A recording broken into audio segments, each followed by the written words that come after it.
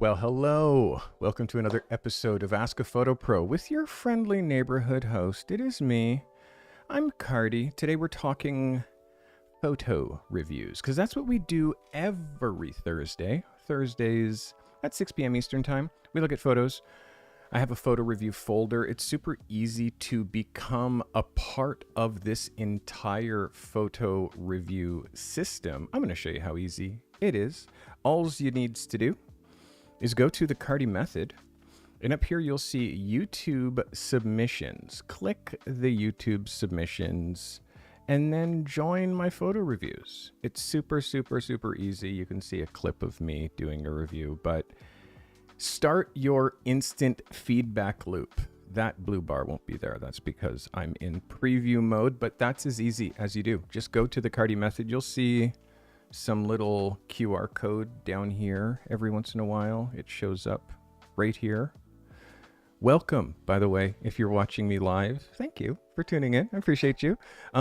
We have some rules when it comes to these photo submissions, and I give a really tight brief. When I do these reviews, I give a very tight brief, and this week's assignment was very simple. This week's assignment was create an environmental portrait or an environmental product. And I needed you to make a portrait of a person in a natural environment, focusing on storytelling through the setting, or make a product photograph in a natural setting and tell the story through the location and the setting. Be natural. Also, my dog is going to want to come in here, so it's just started to rain. Hang on. Come on, buddy. Yes or yes? You hate the rain, eh? I know, I hate the rain too.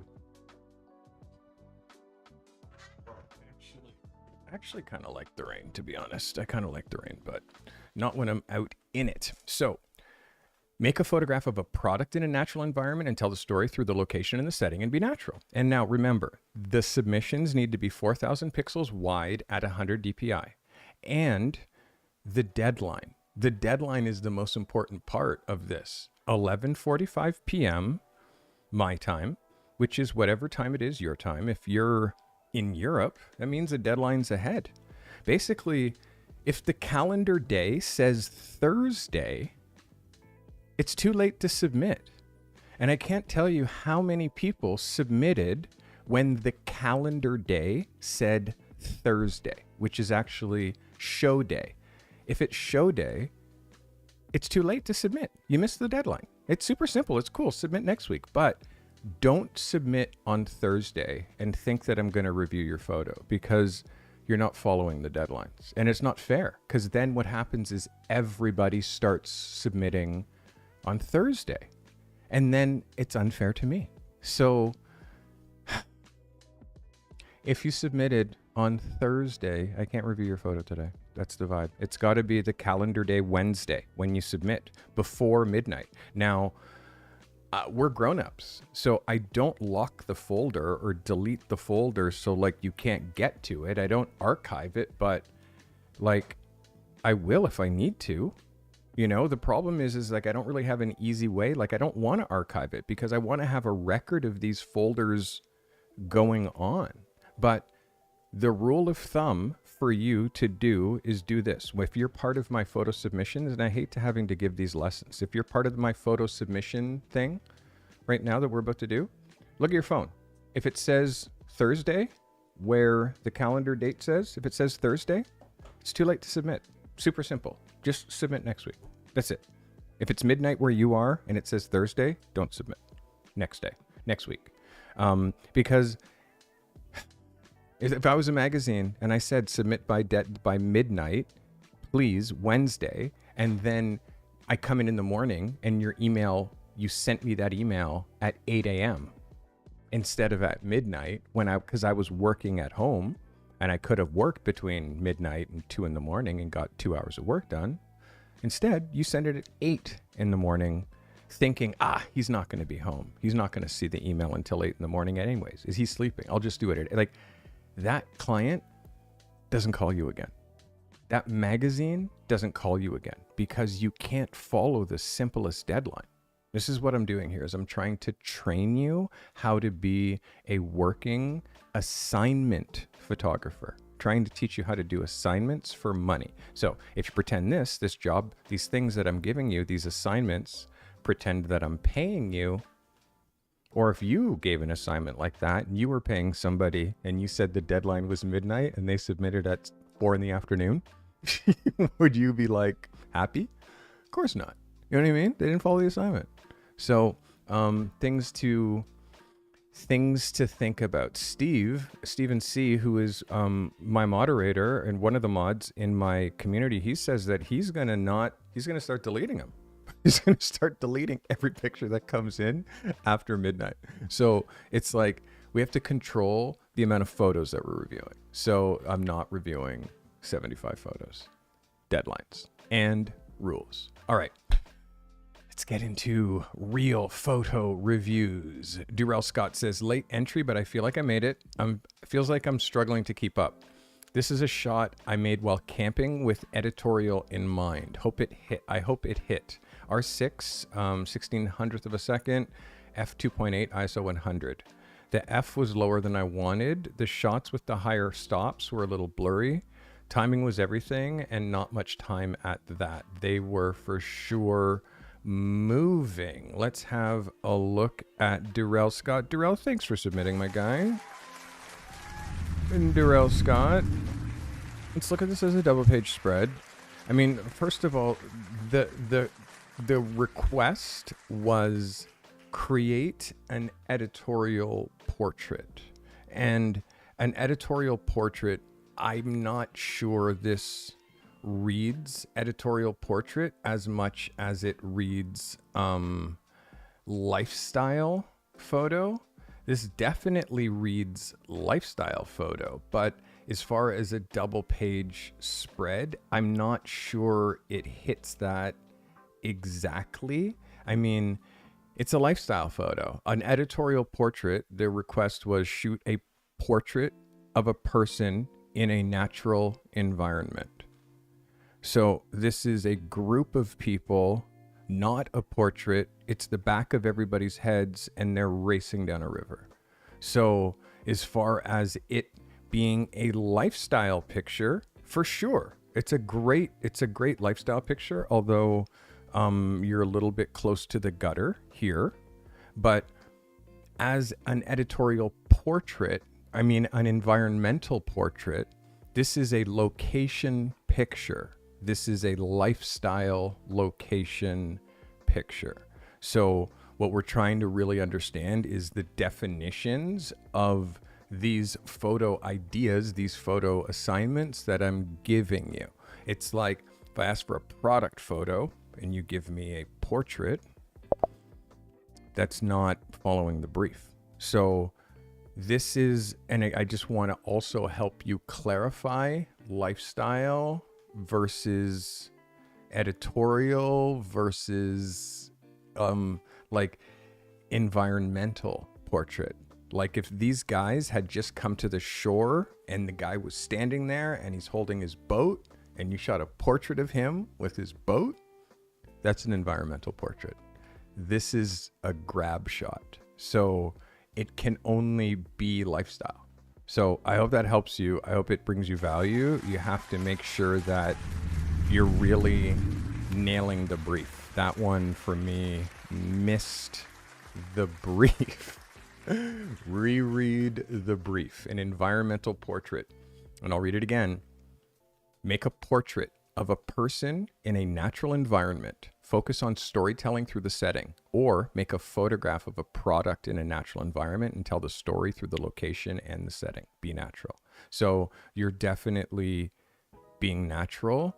But again, it's tricky. I hope that helps you, Durell. It's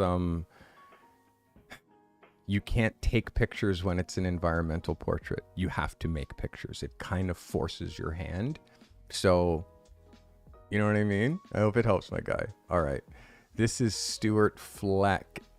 Basketball player I wanted to capture in a more than a static portrait of a basketball player posing with the ball. I wanted an environmental action portrait. Stuart Fleck. All right, Stuart Fleck. Let's have a look at this one. Stuart, thanks for submitting.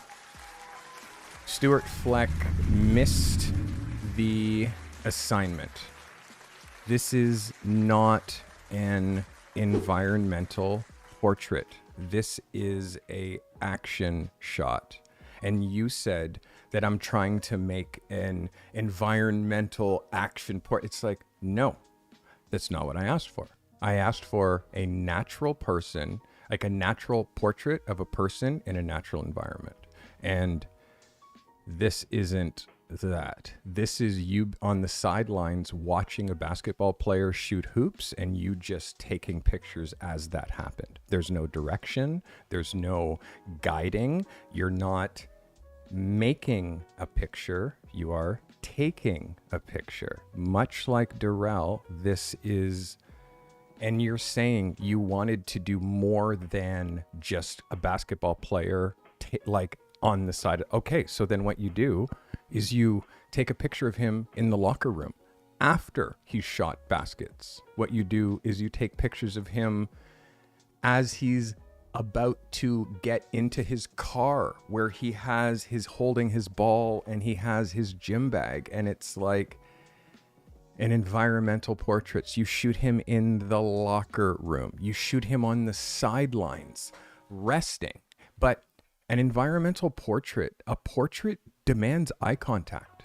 It demands eye contact. So if you're not giving I mean, it doesn't necessarily have to be eye contact, because the example that I gave with my environmental portrait in the assignment didn't have eye contact.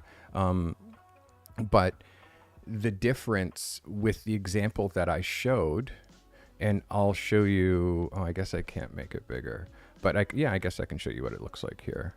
The example, hello. The example of the picture that I showed, let me just double do this.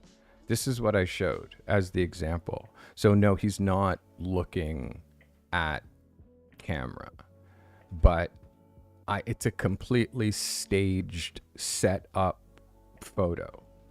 And the first two photos that I've looked at have been not staged at all. They've been taking pictures. And again, I'm trying to turn you into a photographer. That is my only goal. And the only way that you're going to become a photographer is if you execute ideas for yourself and ideas for other people. So this, as an idea execution, there's a speaker here, there's stuff on the ground, there's signage that has nothing to do, there's a guy talking to someone else in the back, and you're not lighting this. This is just the light that exists in the gymnasium. So you were using no control here. This is just what happened and what you got, and you took a photo. So no, this is not an environmental portrait. And defining what that is, if Sports Illustrated says, hey, we're covering this guy, give me an editorial portrait for the cover, and you give me this, well, now you don't work for Sports Illustrated ever again. You don't get the opportunity because you don't follow the rules of what an editorial or an environmental portrait is. And if we do look at Walter Yoss Jr., who is one of the best, most famous sports photographers that you've ever seen. You want to go through it? Boom, environmental portrait. Right there. These guys smoking cigarettes. Environmental portrait. Right there. Environmental portrait. Right there. Environmental portrait. Right there. This is a sports photo. Taking a picture. Environmental well, this is just a straight portrait. Sports photo. Sports photo. Environmental portrait. Also an editorial portrait. Environmental portrait. So there is no excuse. Like, you can't say it can't be done. You can't say it can't be done, because the biggest photographers in the world, they shoot environmental portraits alongside taking pictures. They make environmental portraits alongside the making of the pictures. Like that's the difference. So this one misses for me. And I hope I've made it quite clear how far you have to go. Honestly, Stuart, you have to go way farther. You have to go way farther. But when you do, the results make your work desirable. And that's the whole point that you submit photos here, is to learn how to make your work sticky. And you need to learn what moments are interesting. If you're shooting sports, instantly research best sports photographers in the world. Walter Yost Jr. just showed you. Bill Frakes. There's another one. Bill Frakes. And this is the last thing. And I can't do this for everybody. You have to understand, I can't do this for everybody. It takes too long. It takes too long. But this is how much I care when it comes to helping the photographers that choose to put their photographs up for me to look at. Like, this is Bill Frakes.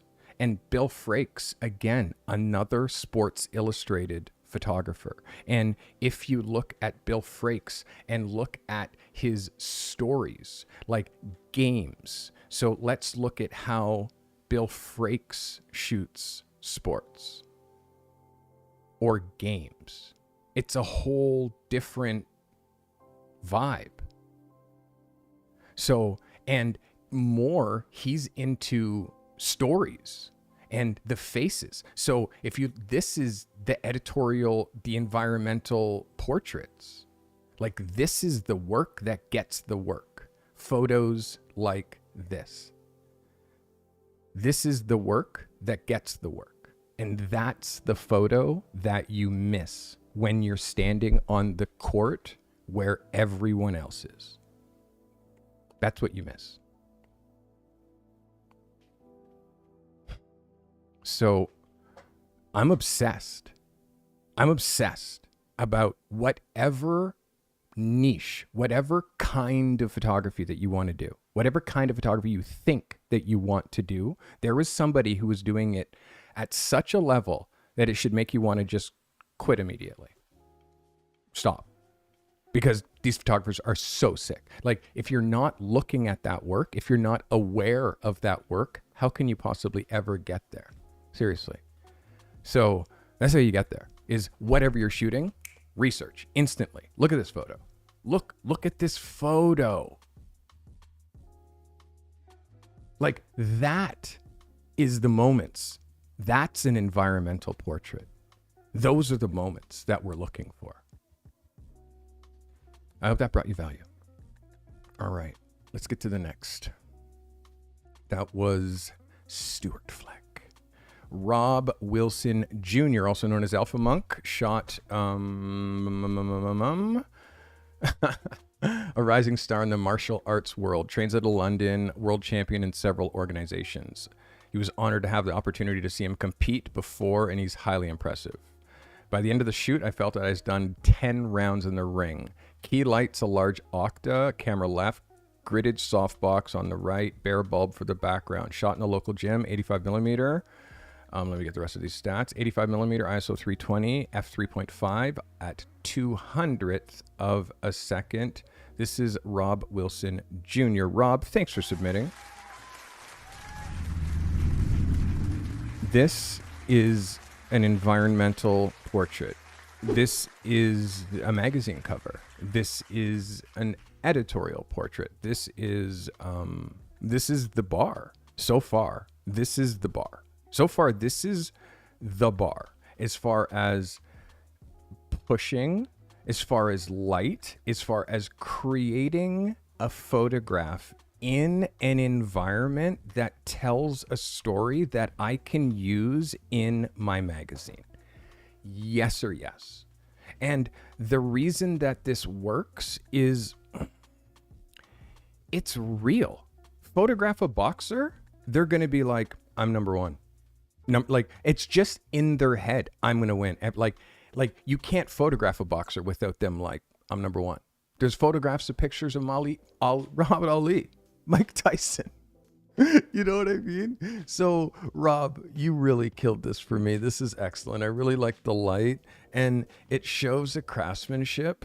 It shows a craftsmanship as far as your light ratios, the light that you have here, the light that you have here. Your placement is really nice. Your skin tone is really good. Your focus is good. You have a little bit of a blue highlight in the background, which is really like, it's like an unnecessary detail, but it's a nice detail. It could have easily been white light, but it's definitely splashing a little bit over here. I like the fact that like it's not overly done. It has a nice gloss. Like, I like his skin. The skin tone is really good. The sharpness is just, yeah, like this is an 11 out of 10. This is the first 11 of the day. Well done. Really good job. Really good job. That's Rob Wilson Jr., Alpha Monk. What I want you to know is this isn't a competition, by the way. It's not a competition against you versus other photographers. A competition against you, against you. Secret time.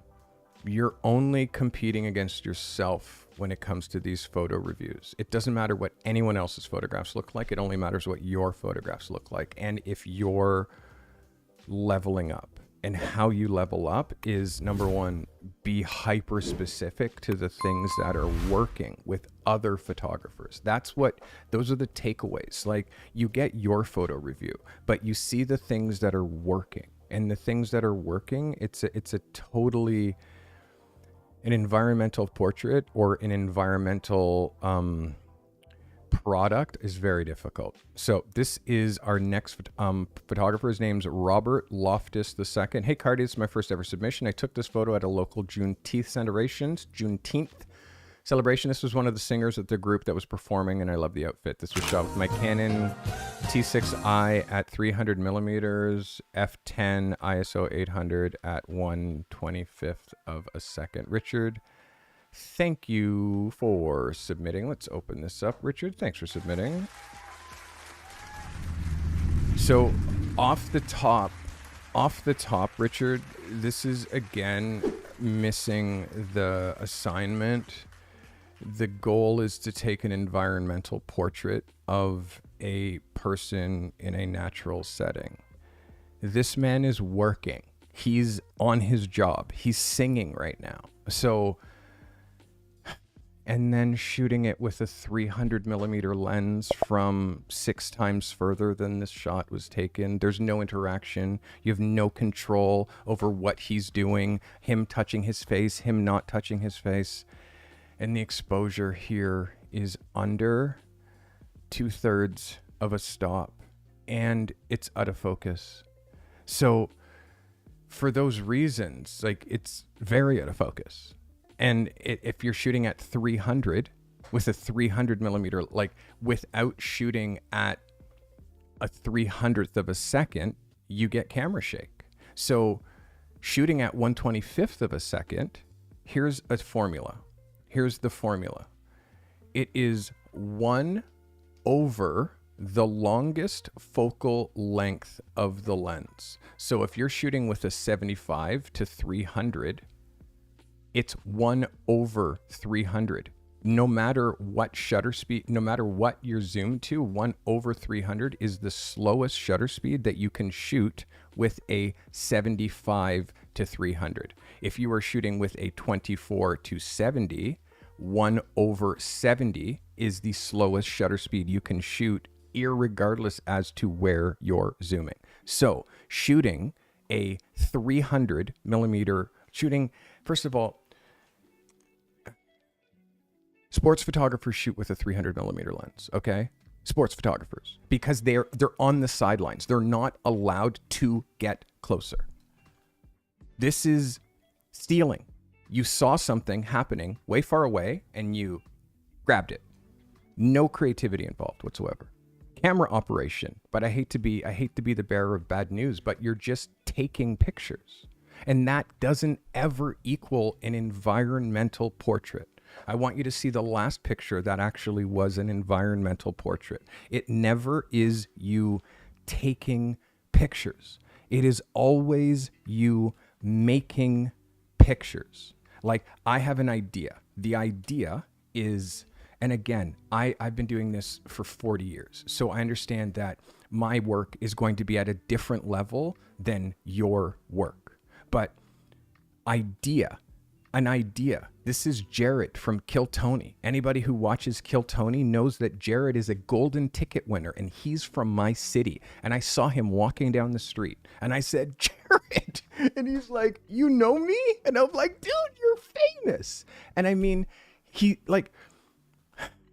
so I offered to shoot Jared's photos, and it took Jared like 8 months to like get it together where I could shoot his photos. But this guy performs stand-up in front of Madison Square Garden. He's a new comedian, and I wanted to make photos of him that could make him compete in the arena of real comedians.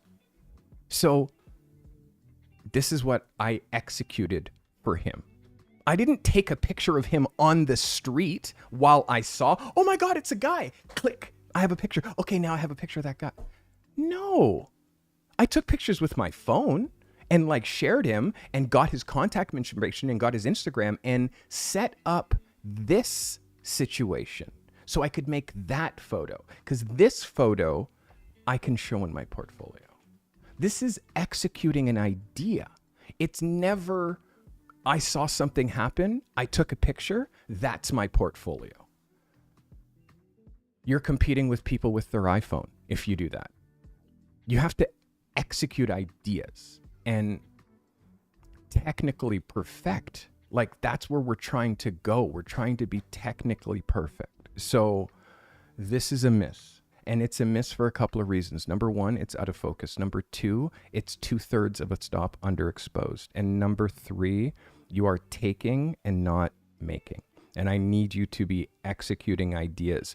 The picture is you meet this guy afterwards, after he's come off stage, after when he's outside smoking a cigarette, and you put a 50mm lens on your camera and you take a picture of him in this outfit that you said that you like so much, and you catch him smoking a cigarette against the wall or having a spliff against the wall in that outfit, looking at you like, hey, mister, you want to pick? Yeah, all right, take a picture. Like, that's the environmental portrait. That's the picture that Vibe magazine wants to see of that superstar. They want to see him the off moment, not the moment that everybody else in the crowd sees. You have to try harder. And I hate to be so blunt, but this isn't a game. You're competing with me. You're competing with me. Once you get to a certain level, and I will, like, come on. Look at the ideas that I'm giving. Like, wait till the show is over. Meet the guy, then shoot your picture. Now you have a picture that people care about looking at. I hope that brings you value. All right, who's next? Miss Jennifer. Hello, Cardi crew. This is my environmental portrait, my environmental product shot. I literally spent 3 days and hundreds of shots to capture this moment. This photo shoot started as an elaborate production in my head, and at the end, this is the story I wanted to tell. Pair of hiking boots on a trail to inspire you.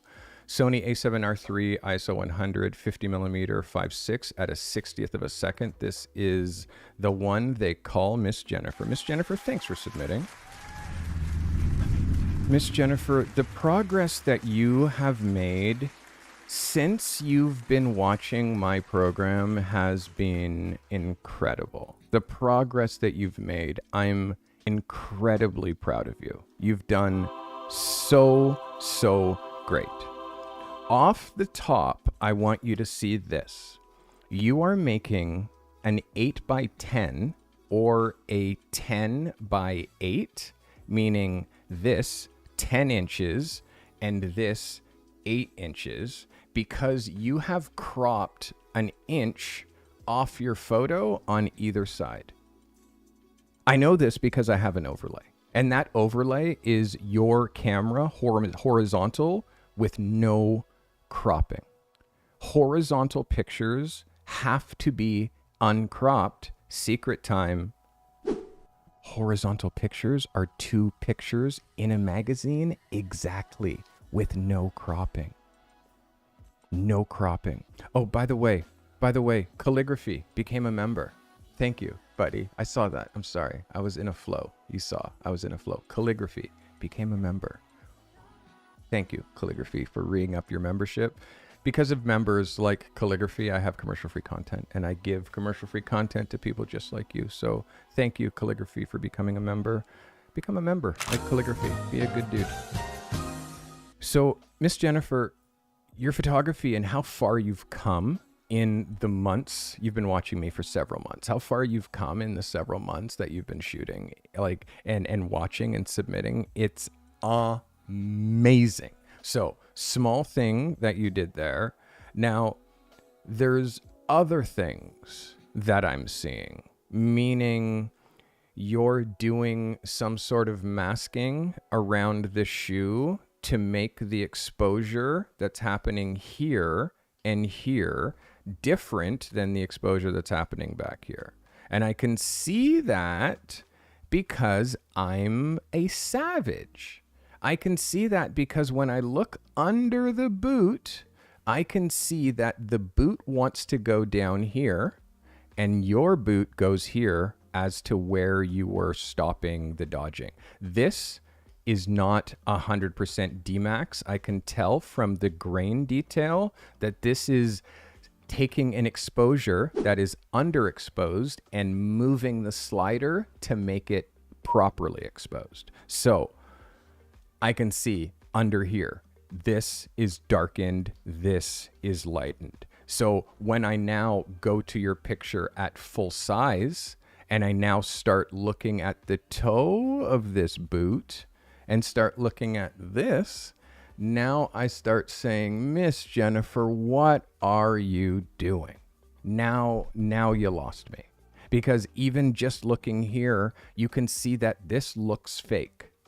It looks like a composite. And the reason that it looks like a composite is because of what you're doing in post. And now you can't not look underneath the boots. Yes or yes. Now that I've pointed it out to you, because I am an insane person. This is what I do. I live, breathe, eat photography. I've been doing it since I was 14 years old. It is my craft. It is my passion. And I see exactly what you're doing, not just on the day of, and what you're doing on the day of is shooting into a backlit situation. The sun is here. You are aiming in that way, into the sun.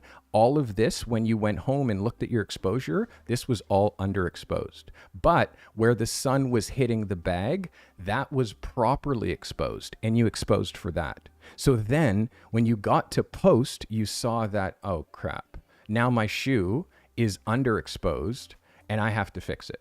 And then at first glance, amazing. But when I deep dive it, thank you for glitching me. When I deep dive it, you'll see that that's when it falls apart. And our pictures can't fall apart when somebody in the know, like me, looks at them. Because an art director is going to be like, what are you doing? What are you doing? What happened to the file?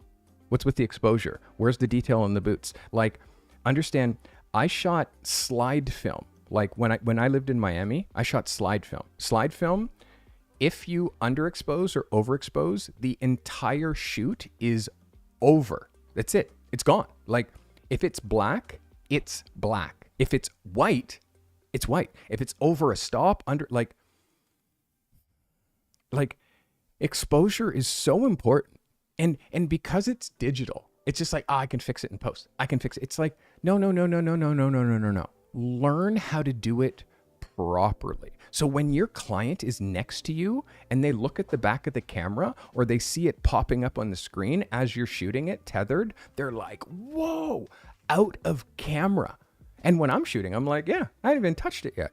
There's no retouching. And they're like, I can't believe your stuff looks like this out of camera. And I'm like, yeah, all of my stuff looks like this out of camera. Of course, because I'm not a fix it in post person.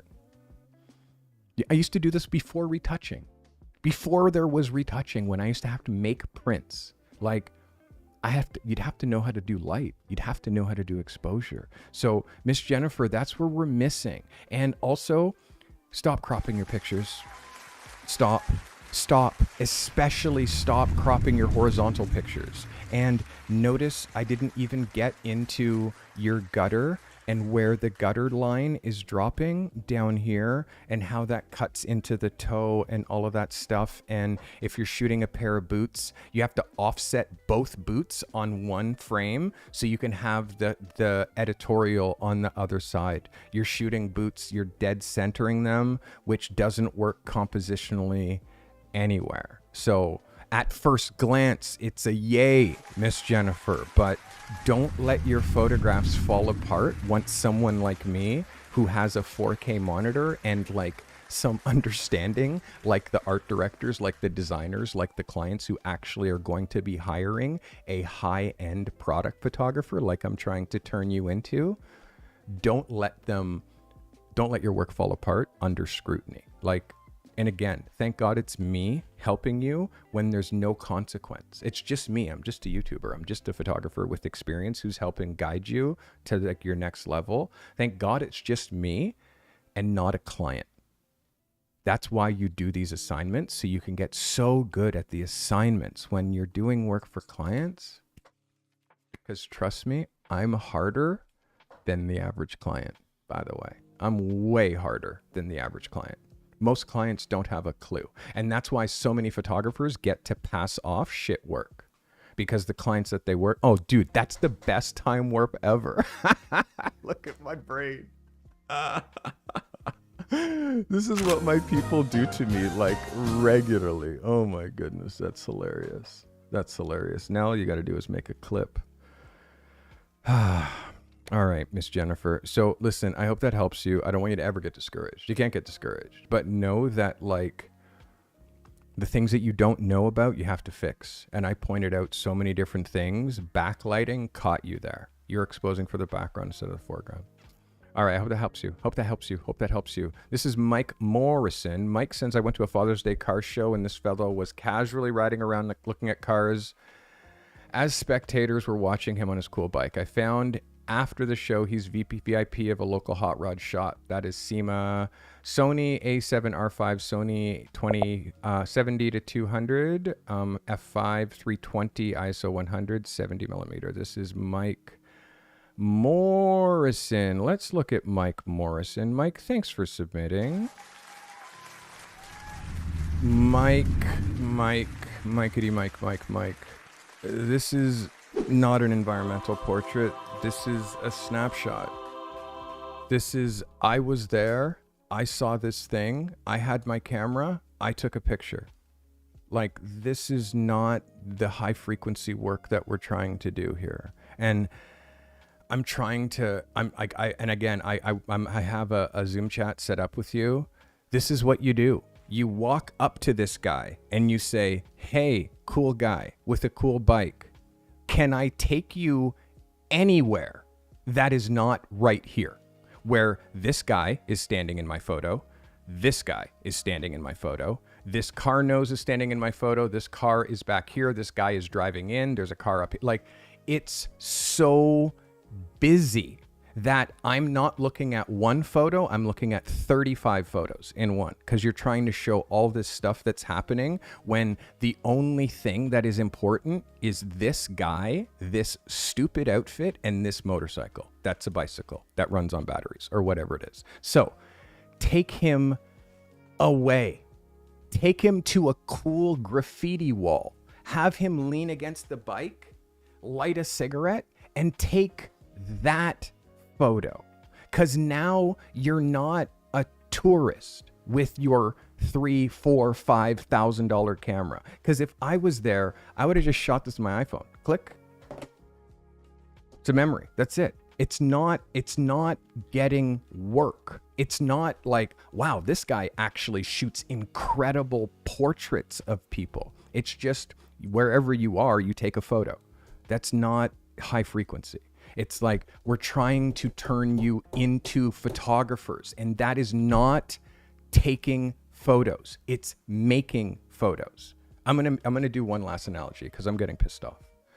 I'm going to do one last analogy here. This is how it goes, okay? This is the beach.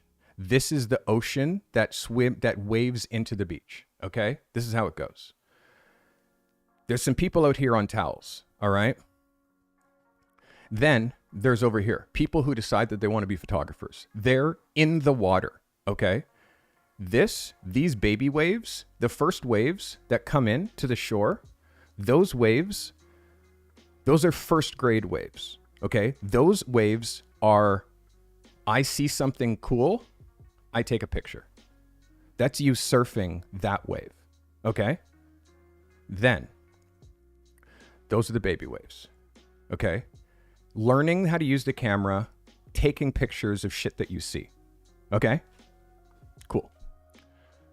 Next, you swim past those waves, okay?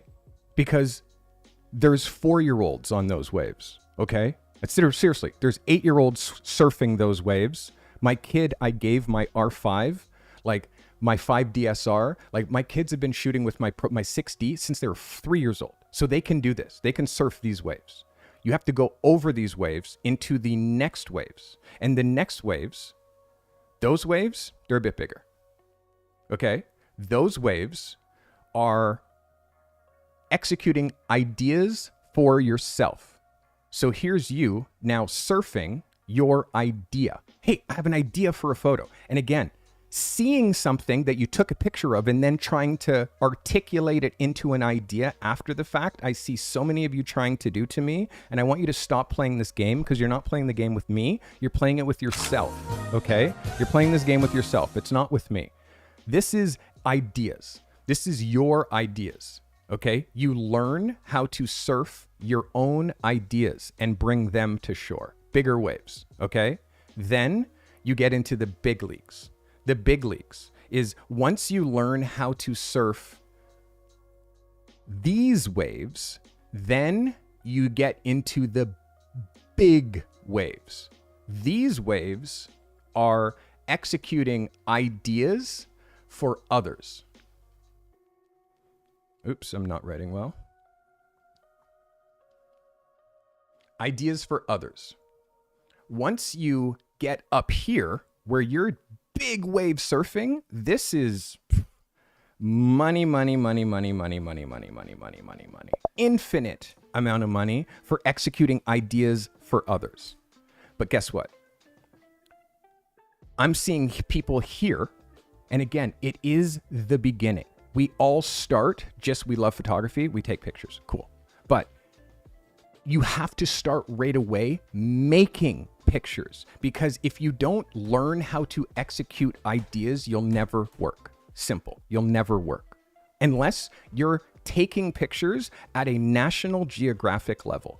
That's the only way that you're going to work, by taking photos. You're taking, like, because you're shooting pictures that you like, which are interesting to only you. Okay. Once you learn how to execute ideas, now you're surfing waves.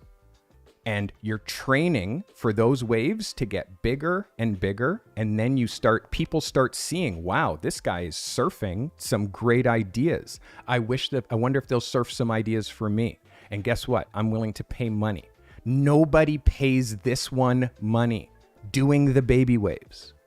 And if you don't realize that, like, it's an evolution. You have to swim to each and conquer. You have to conquer that one. Then you conquer this one. And then this is where the money is. Surfing big waves. So we have to try harder. We have to. Like, everybody with $2,500, that's the price to entry to being a photographer. I have $2,500. Okay, I'm a photographer now. No. I've been crafting my entire life since I was 14. I've classically trained, like, by the best photographers in the, like, no. Digital photography, don't ruin it. Make it so you take this craft as serious as I do. Take it as serious as I do. Seriously, because if not, there's no hope. You will never work. You won't make a nickel. Like, don't take pictures, make pictures. Like, Mike, I want, like, you have a niche, but you're still just taking pictures within that niche. You need to start lifestyling it, editorializing it. Like, there's so much more that you can do. You're on the cusp of it. You just have to editorialize it and make it so, like, it's not just grab shots. Interact with these people, put them in the right spot, get contact information, meet up with them later, go to their garage, meet them in their garage, take portraits of them in their garage. Now you have an environmental portrait. Work harder. Doyle Daniels, let's go. A good buddy of mine for more than 20 years. Gabe is a unique individual. Decided to take his portrait with him sitting on his planter in his front yard. Fuji X-T5 50mm 2.8 500th of a second. ISO 800. Doyle Daniels with an environmental portrait. Doyle Daniels, let's go. Thanks for submitting. Doyle, I'm with it. I'm with it. Yes. Yes is the answer. The reason that the answer is yes is because this is no pretense, but absolute plan, absolute idea, great light. You're allowing him to be himself within his own environment. It's framed beautifully. I want you to look how you've biased even our little fox on this side. You're giving him lots of space. His feet down here are a little claustrophobic for me. The Crocs are so much of a part of the picture, but you've also left a nice spot here for the article to go about that person. Not the fox, I mean that person. So Doyle, this is a win for me. This is great. This actually flies. This is an 11. The exposure is really good. The focus is good. The focus is good. The tattoos are good. The light's good. The exposure is right. And again, this is what it is. I mean, yes, are there little distractions in the background? Yeah, but understand this is an environmental portrait. It's a friend on his stoop. This is exactly who this guy is. And yeah, it's perfect. Small little things with this background, like this little white thing. I would have loved you to come this way just a little bit to tuck that behind him so you didn't see that, and then just work a little bit to nudge this little edge here, which you can see cuts a little bit claustrophobic to the edge. To me, it's actually a cool part of the picture, Doyle, so I don't want to see that edge like clipping or the elbow, and it'd be nice if this little thing could be hidden. That's the small little tips I would say that would have made the shot like even better, but it's an 11 for me, Doyle. Thank you for submitting. That's great. Guys, I'm not mean or unfair. What I am is kind. And kindness is not niceness. Kindness is, I tell you the truth. And the truth, sometimes it doesn't feel nice because it hurts sometimes to hear a truth that is something that you don't know or is like new information. But kindness, that new information, if you act on that new information, it changes your trajectory forever. So kind people tell you the truth.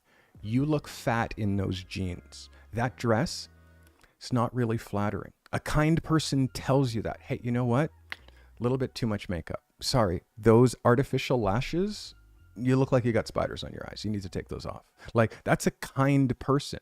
But it might seem like, because nice people, oh my God, you look great. That dress, ooh, go girl. Meanwhile, she looks like a sausage wrapped in a piece of fabric. Like, and you're letting her go out like that. That's not a friend. That means she wants you to look bad so she looks better. That's not kind at all. She's trying to be nice.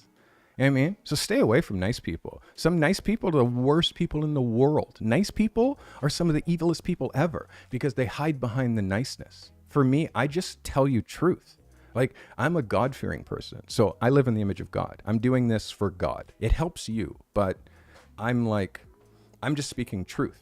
And in a way that you can action, and I'm here to help you become a professional photographer and not make the mistakes that I made, like, for so long. I wish that I had guidance at certain points in my career, but I had guidance at pivotal points in my career, which actually made me start, and guidance in my last 10 years of my career, which has got me to the point where I was sponsored by Canon before Peter McKinnon.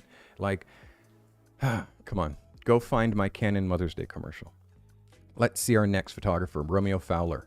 My submission, shot on a Fuji XT3 35mm, ISO 400, 5.6, 125, One Love. My submission is this guy doing what he loves to do. I hope it tells the story. This is an environmental portrait from Romeo Fowler. Romeo has come so far since this guy has been watching me. Romeo. Look at your double page. Look at your double page spread. Look at your exposure. Like, exposure. Great. The reflection on the sunglasses, hilarious. What he's wearing, amazing. The fact that he's like, look, ma, I caught a fish, the fishing pole, like the fact that it works across 2 pages, the hip waders, the outfit, this nice little patch of sunlight, but you're shooting him in shade. Other than the fact that the horizon line, Romeo, is a little bit crooked, I want you to watch the horizon line. If I follow along here and go over to here, you can see that that horizon line is a little bit crooked. I would love that horizon line to be a little bit straighter, but that's nothing that you can't fix in post, Romeo. This is an 11 for me. This is an absolute win for me. And I said this to you, like, you're an incredible photographer. You need more people in front of you so you can share your gifts, my friend.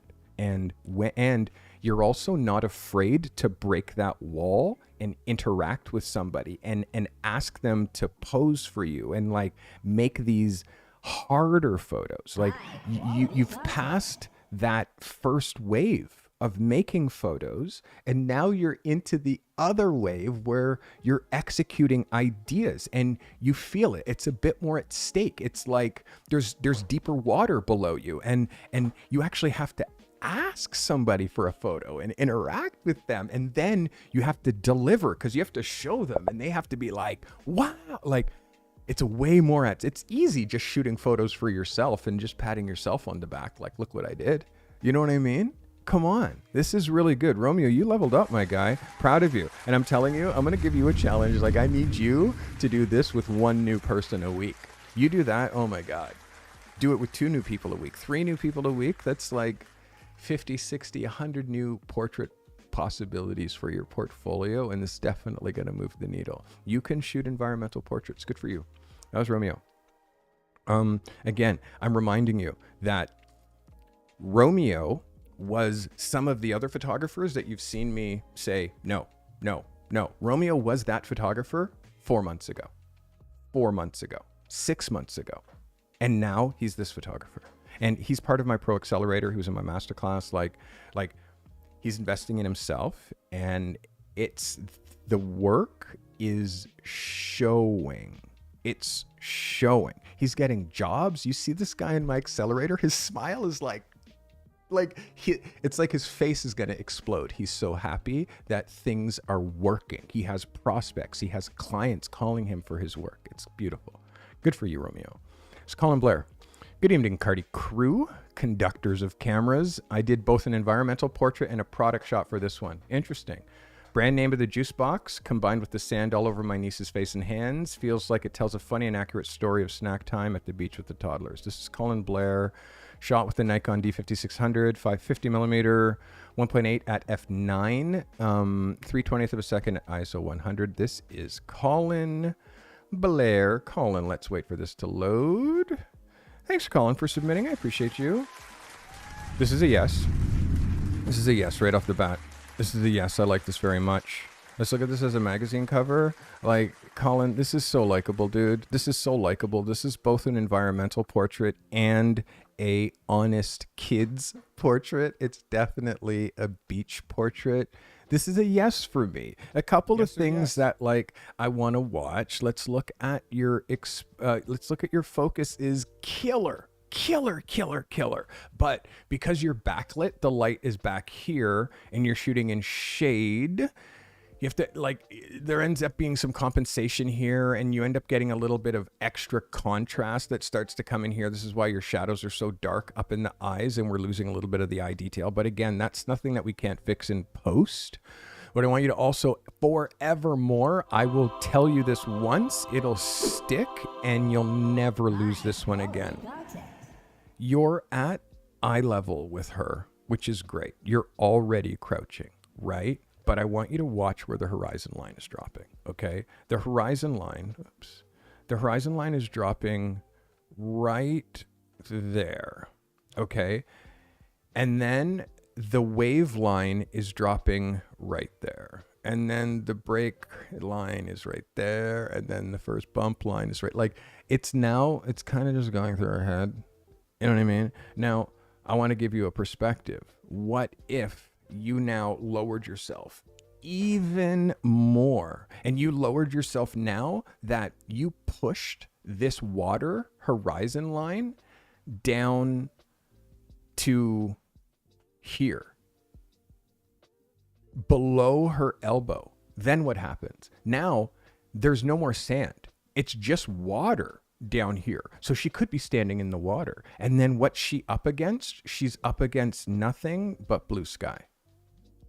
And now her hair, her skin, this drink, which you can see, this is white, right? Like that drink box is white, but because it's in shade, it's actually gray, right? And because it's in cold shade, it's actually kind of blue, right? Because you look at my shirt, that's some white right there, bro. But that you can see is cold. So that's color balance, and that's because shadows are cold. So, and it's also exposure. So small little things, but all things that we have to watch, and make sure that you're pulling the color balance from something that's white in your picture so it doesn't throw off, because that would have made this photo a lot warmer.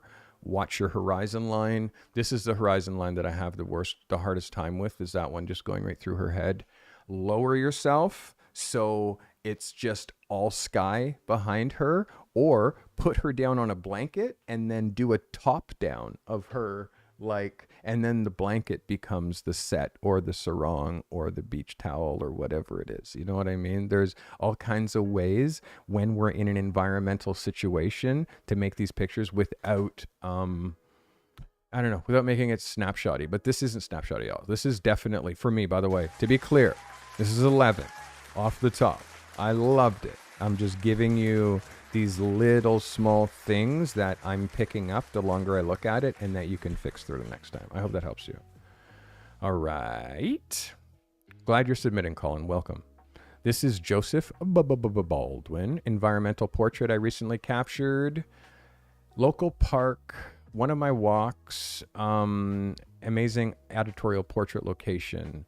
So camera EOS R, 1/25th of a second, ISO 400 f5, shot with a 50 millimeter. This is Joseph.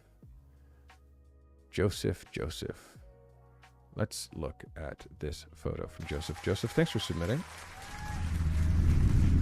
This is dope. I mean, it's very natural. It has a really beautiful feeling. It's definitely a cover. Like, look at this as a cover. It's very clean. And again, this is a yes for me. This is a yes for me for sure, Joseph. For sure. This is a yes. I really like this a lot. It's strong. It definitely... It's tonally correct, you know? Like, the tones match. Like, skin... Like... It's tonally correct, Joseph. Like, you just get it. You made sure he had his sunglasses off. It's easy. It's like an easy photo. You know, skin is good. Although, you know, this is a man who wears foundation, which is all good. You know, so obviously he's sweating. He's a little bit hot. So you just have him, like, dab his face with a little bit of, like, you know, it's like when you dab yourself with Kleenex, it leaves bits. But this is why you always see me with one of these. Like, I just buy these hand towels and I do, you know, little dabby. If someone has foundation on, you have to, like, pat it in order for it to not, like, pool like it is just on his lip. It's again, Joseph's in my Pro Accelerator, because again, Joseph, like, you're now I'm looking at things that are at a total other level. Now I'm giving you polish And polish is like, make sure that you, if you're shooting in the summer, have a roll of paper towel in your bag. Secret time. If you're a photographer, you shoot portraits, have a roll of paper towel in your bag.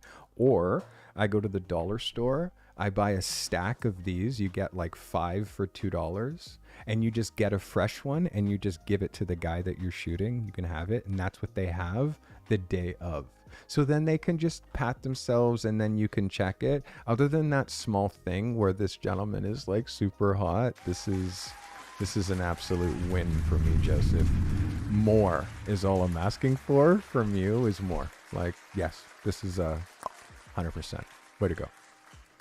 All right. Again, and Joseph, like, your blog is great. I follow your newsletter. I encourage all of my Pro Accelerator members. I encourage everybody to start a Substack. And Joseph is one of those ones that has started a Substack and has been incredibly consistent. He's learned that he's actually quite a great writer, and he's doing great. He's doing really great work there. Good job. Dana McKenzie. Currently being a tourist in a city I grew up in, Victoria, BC. Let's go, Dana. I'm glad you're in Canada. Welcome. After a few very touristy locations, I decided on this one. Here's my friend Owen in a parkade staircase overlooking the downtown. Thanks for your time. Nikon D810 50mm ISO 125 f5 at a 400th of a second. This is Dana. Let's have a look at Dana's portrait. Dana, thanks for submitting. I mean, for me, because he's like being so smiley, and because he's like hand on his hip, and he's like, it's like it's taking him out of like a moment with your friend. You know what I mean? And again, it's a happy moment, and I love that. And I just feel like I would love, because he's your friend and it's like an intimate thing that you have with him, is almost to blend the like a portrait of him where he's paying attention to like trying to get him in an off moment, or trying to get or create an off scenario. Him just standing in the windowsill with the like pretty background. Like for me, I want, although compositionally it's okay. Although I want everything on that side gone. I want everything on that side gone. His elbow's cut. So we're losing the rest of his arm. His hand is like going out of the frame, and it's like, and then there's just things that I need to not be in the picture. The exposure on his face here is under by half a stop. And then what's happening underneath his arm and all of this stuff now starts to actually be distractions. The scratches on the glass, all of these things start to take away from the skills that I know that you have as a photographer. So I've seen your pictures, Dana. You've won photo of the week, dude. I know that what you're capable of. It's like, this has to be way more deliberate. It has to be way more thought out. And you have to shoot him like it's an assignment. Like really like a magazine's paying you to make a photo of him. So if a magazine was paying you to make this, are you giving them this photo with this? Is this the location that you're choosing? If I'm asking you to give me a magazine cover, is this what you're giving me? So there's no, I've seen your bar, and your bar is high. That's why I have to judge you like this, Dana, because you've proven like that you can hit home runs. You've proven it. So now it becomes like consistency and knowing the difference between an 11 and just like a picture that means more to you as a cool moment than it means to an audience who have the potential to hire you. You know, so small things, make sure you're watching your exposure, your focus is super tight, and like the new pose is the no pose. And as soon as he put his hand on his hip, now that becomes a pose, that becomes cheesy, and now it's no longer an environmental portrait. So I hope that helps you, my guy. That is Dana. All right. This is Marilyn Olivos. It's been months since I've submitted work, so I'm going for it. A session that I did for a friend that makes some yummy drinks in the area. My previous 2 submissions received Photo of the Week and Best in Show, so I'm hoping this one will be number 3. Looking forward to hear your CC on it. I will get the smoke machine. Will it get the smoke machine, she's saying. This is Marilyn Oliveros. It's hard for me because it's Oliveros, but it's like Olivios. I'm trying to figure out how to pronounce it. You gotta phonetically help me. Sometimes I'm bad at names, but I'll get better. All right, let's look at this big. Thank you for submitting, Marilyn. Appreciate you. Environmental portrait? Yes. Yes. Yes is my first inclination, is yes. This is for sure an environmental portrait. You came in and you lit. So this isn't just grab light, like you actually lit this. I can see the reflection of your softbox all the way in all of these lights. The nice shutter speed capture here. I mean, obviously he's a bartender, so he's going to be in a bar. There's going to be distractions. There's going to be some stuff in the background. But again, as far as like, could I print this in a magazine? Absolutely. The way that you lit it, it makes it so his face is just lit. Look at this. It's perfect. The exposure on his face is great. Look at this close up. Look at this if this was a double page spread offset this way. Like, this photograph works in so many different ways. Oops, didn't mean to go that far. This photograph works in so many different ways. You 100% killed this. You're a great photographer. Your consistency is amazing, Marilyn. And again, I'm going to teach you how to be a monster. And again, don't be here looking for photos of the week. Be here looking for the frameworks and the skill sets and the tool sets so you can increase your assets. Be looking for how to be a pro photographer. Don't be looking for pats, because like, you're a good photographer. And you even mentioned like, I won photo of the week. Like, could this be number 3? And it might be, but don't be here for that. Be here for like, unlock the keys to make it so I have $100,000 in my account, because that's why people are here. Don't be here for accolades. Be here for information. But you're good. So here's your accolades. Seriously. I'm just your peer. I'm just another photographer just like you. You know? I'm just like a few decades ahead of you. You're a good shooter, Marilyn. Set up a free consult with me. I'll help you over the Zoom chat for a sec. Giran. So I hope I did everything right regarding submission guidelines. Thank God, Giran. Thank God.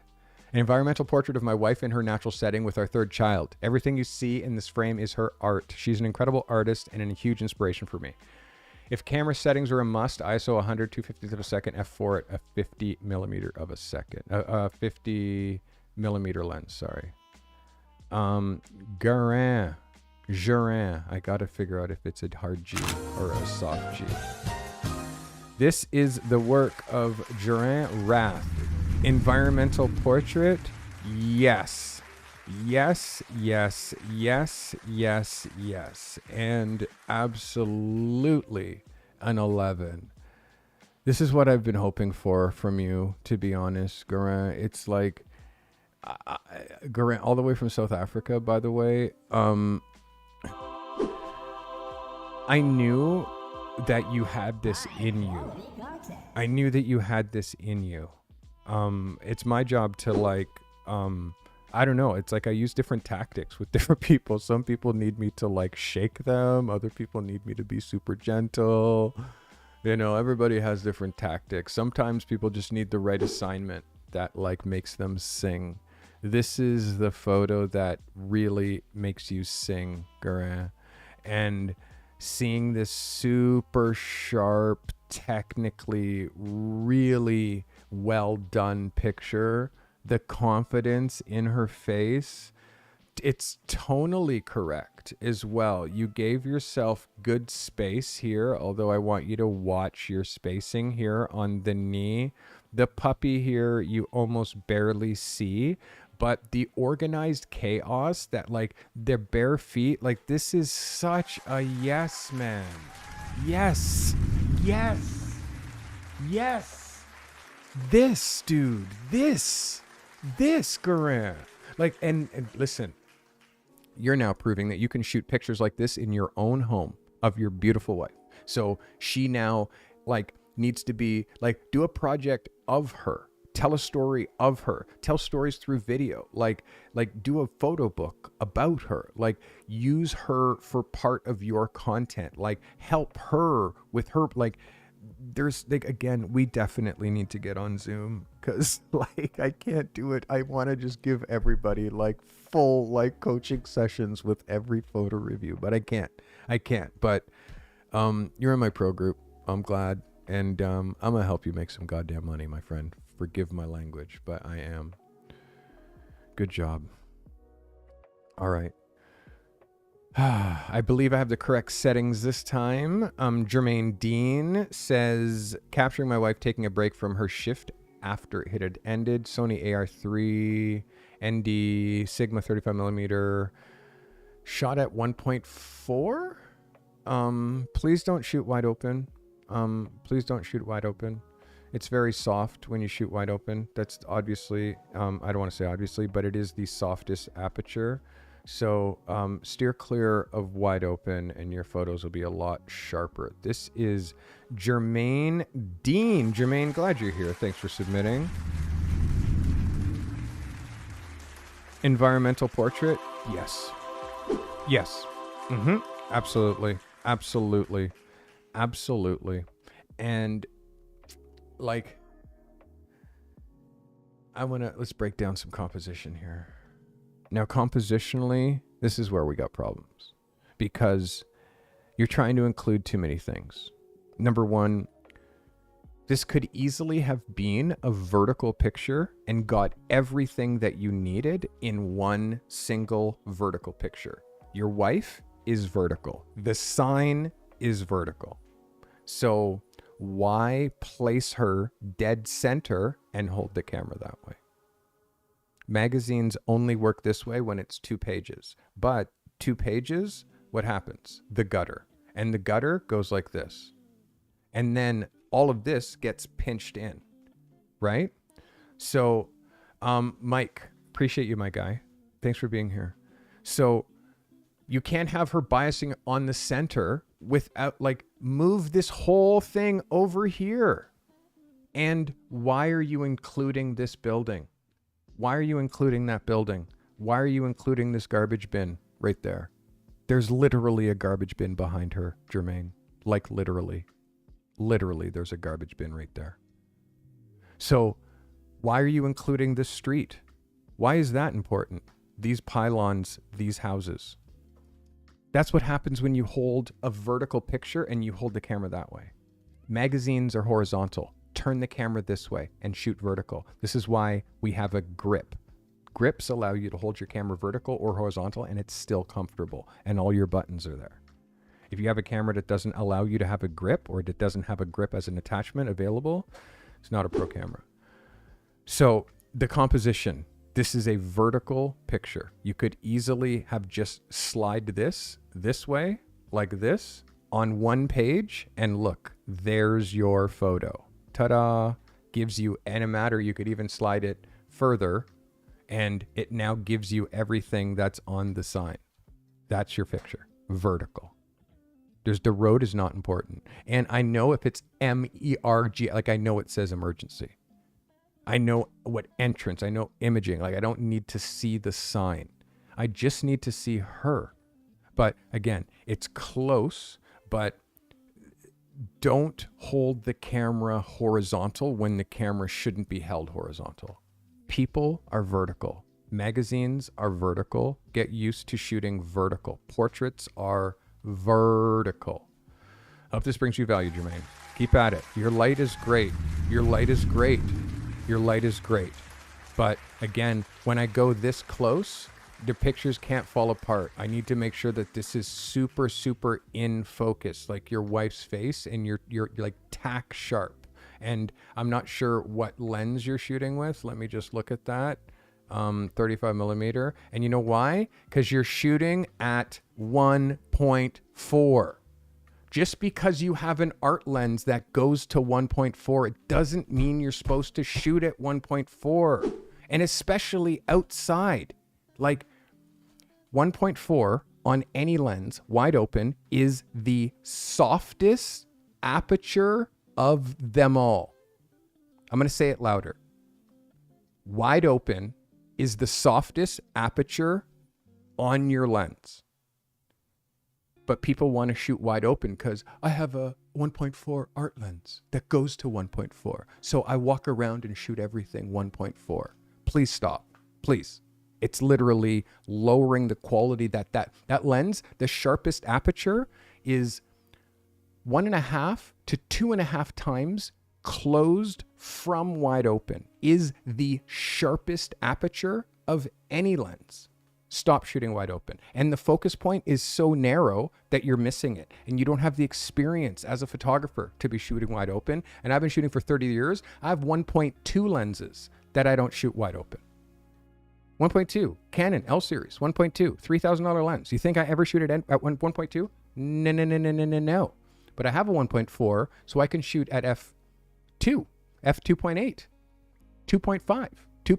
Like tack sharp with the bokeh I desire.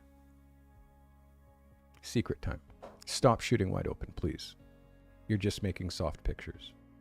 And in fact, I will just say this, and you see me do it. Anytime I see someone who says, and I shot this at 1.8, 1.2, 1.4, and I'm like, and I'm about to look at an out of focus picture. And how often is it out of focus? 100% of the time. Yes or yes? For you who've been watching me, how often? 100% of the time, right? Germaine, I'm glad you're here. Understand, you can't be, not like, you got to be open to criticism. Seriously, that's why you're here. It's like to learn the things that you're doing wrong. The first thing you're doing wrong is you're shooting this way instead of this way. Stop that tomorrow. The next thing, you're shooting wide open when you don't need to. Stop doing that tomorrow. Your photography will instantly be better. I hope that brings you value. All right, this is Matt Carlson. New to the community for submission, newly opened Slussen project in Stockholm, Sweden. So you've been waiting for it to open for years. There's just a lot of reading, dude. I can't go through the reading. There's so many photographs that I have to look at. This is his environmental portrait. I hope it qualifies. Shot with an R6 L series 50 millimeter 1.2 at 3.5, 2000th of a second ISO 100. This is Mats Carlson with an environmental portrait. Mats, I'm glad you're here. Thanks for submitting. Is this an environmental portrait? Yes. It is an environmental portrait. Yes. And I'm going to give you an 11 for this first time submission. Welcome. It is definitely an environmental portrait. And again, it's tonally correct. Like tonally correct meaning tone, skin, tone, background, like nice points of interest to be looking at. This is an environmental portrait, absolutely. But, Mats, where do I put this in my magazine? Because yes, she's offset, but what's happening with her feet? That one toe that goes, like the way that her leg goes this way, and this leg is long, you have to bring both legs up. You have to bring both legs up and tuck them in more if you're trying to make this photo. Or you need to back up so the toe ends here, and that's where the gutter goes. Because you know you're going to lose this whole shoe when it goes in the magazine, because the gutter goes like this, and then everything that's in there just gets all messy, and it's just going to make this other leg look like super short. Like the foot's going to come here, and it's going to look like she has a short leg. So the editor wouldn't put this across 2 pages, and 2 pages is what the most amount of real estate we can get in a magazine, and that's what we're really trying to do. But you can shoot. There's like, you understand light, you understand tone. I love the fact that you're shooting in open shade. You picked a cool location. I just think that you have to be now incredibly aware of gutters. And remember, as I said to the last shooter, people are vertical. You're seating her. So now you're making her an L. You're making her that. So now it's like, well, how do you work that in that shape into a magazine? How do you make that shape? Thank you, Stephen. How do you make that shape into a magazine? Like, so have her bring her feet this way. Have her lean sideways. And if she wants to pose like that, have her bring her foot to camera and lean on the side and keep that same framing. And now she's not now cut through the gutter. Like, as photographers, we have to be problem solvers with our framing, because without problem solving, like, the photo only is good in camera. But when it comes to using it, like practical use, how it goes on a double page spread, how it goes in your book, how it goes in a promo, how it looks on your website, how the client uses it, how the client wants to make a narrow banner, like all of these things are things that we have to be thinking about as final uses. And it's all incredibly difficult. So mats, small thing, but be very, very wary of your gutter. Everything else, my friend, you got going on for you. I need to see more work. Obviously, you can't just submit one photo. Got to see more work. The more work that I see, the more I'll be able to help you, my friend. But this definitely sets the stage for me. Thank you. I appreciate you submitting. All right. That is Mutz. All right. Let me delete some of these that are open. Leslie Carty is my actual brother. I just got off the phone with this guy. Now I'm looking at his photos. It's my bro, my big bro, my biggest inspiration. And the reason that I'm a photographer is because this guy and his incredible talent. So Les created an 8-hour time-lapse GoPro footage, and he pulled stills while he was working on this car. He said most of his customers don't get to see this part of the process, just the shiny finished delivery. So this is my brother submitting an environmental portrait. Let's go, big bro. You still have to get the submission size right, Les. I think that because it's a GoPro and you just exported whatever the size that the GoPro exported, it didn't give us a big enough file. But GoPros shoot RAW. There is a way for GoPros to shoot RAW. Though as far as the picture that you chose from that grab, that's a yes for me. This is definitely an environmental portrait. And again, Les, like, you're also a great photographer, so it's difficult to like be in a shot, but the way that you did it is you just ran the camera and it actually ends up fitting into the, like, I mean, it's an environmental portrait-y, lifestyle-y kind of a thing, you know. It's kind of like walking the line, but for your use. And the fact that you're not trying to be, by the way, just so you guys know, my brother's not trying to be a photographer, so I'm not guiding him here necessarily to be a professional photographer. I'm helping him develop his business, and he uses photography and video to market his business. So I'm helping him with that side of his photography. So there are definitely editorial angles that I need to help him with as far as him getting featured in magazines. And the fact that he has to be in many of his photos, it's like, yeah, because he's the guy that does the work. I try to connect anybody who's on the west coast of Canada, like Dana, who's out there right now. My brother's in Kamloops, which is about 5 hours from you, plus a ferry ride to get to him. But people fly their cars to him, or like ferry their cars to him. Like, he's very sought after.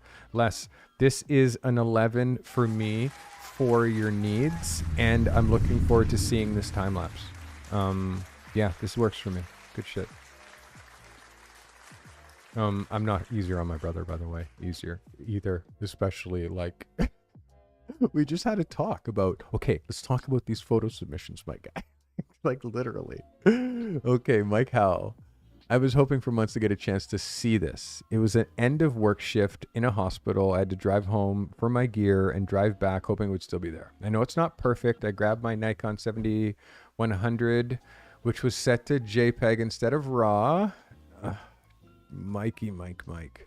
Should just never ever be on JPEG. No light meter, no light, only me, the pop-up flash on my camera, but I'm very pleased with this shot. I'm learning about being prepared for moments like this when I get this opportunity. This is Big Mike Howell. Mike, thanks for submitting. Yeah, I mean, you're up against so many obstacles here. The first thing that you have to do is get closer, Mike, because when you're using a pop-up flash or the on-camera flash, like, which I never really ever recommend using because it's just giving you generic light. It brightens the scene. Sometimes it'll get you out of a pinch, but it's never something that we should be relying on. And again, you're saying all of these things in your description, like you know what you're up against. What we have to do though is get closer. Like this for me, you get closer. So he now is offset. Let me hide myself. So he now is offset like this, Mike. And then that becomes like, I know that that's a helicopter. I don't need to see the whole helicopter to know that that's a helicopter, but I need a picture of him. Like not the, like, cause you're really more shooting the helicopter and he's there, but then you're not shooting the base of the helicopter. So I don't see what's happening down here. Like, because you're concerned with including this. Like you're trying to get too many different things in one photo. So if the assignment is an environmental portrait, then the picture is right here. It's him, or he's in the cockpit. That's the picture, right? So, and again, I know that you went up against a lot of obstacles to try to get this photo, but if you care about making this photo, ask him, hey, can I come here during the day? And is there a way for, how early would I have to come here in order to catch you during the day when it's daylight? Make friends with this guy. Go back again with the right equipment, Mike. Ask him, can I go up with you? Can I take pictures of you while you're working? Can I take pictures of you in the cockpit? Like just befriend him. Use this as a beginning. Use this as a beginning part, like the beginning of that contact. And now you can bridge into you actually making the kind of work, which will now have you flying around choppers and doing aerial shots and shooting accidents. Like there's so much that you can do once you get in with these people. Like that's the vibe. So Mike, I'm so glad you're in chat. So that's the vibe, Mike. Just like be friends with this guy, figure out, get his schedule. Find out when he's here again. Find out if you can come back with your gear. Find out if you can get closer. Can you take a picture of him with his helmet? Can you shoot a picture of him like doing some sort of maintenance? Like develop a relationship. And this could end up being an angle of stuff that ends up being client work. This could be client work, Mike, honestly. Good job for you. I appreciate you getting out of your comfort zone and all the work that you made to just get this photo. You did a lot of work to just get this photo, but think of it like it's like that bridge. Like use that as a bridge to be able to go back again and then get something so much better that he's excited about showing his boss. Hey, maybe we should get this guy to come to like where all the choppers rest and we'll have him shoot the whole fleet and shoot everybody with the chopper. Like try to think of how big you can actually make this, Mike. Don't make like, oh, I just want to go catch this one thing happening this one time. It's small. Think big. How can you be friends with this guy? Build a relationship with this guy. Create incredible photographs of this guy multiple times. Get him to introduce you to a decision maker so you can shoot more of them, then the whole fleet. Now you have a business. And then you can do it in other cities. You now become the specialist who shoots chopper pilots, you know? Think bigger, my guy. That's Mikey Howell. Thanks for submitting, Mike.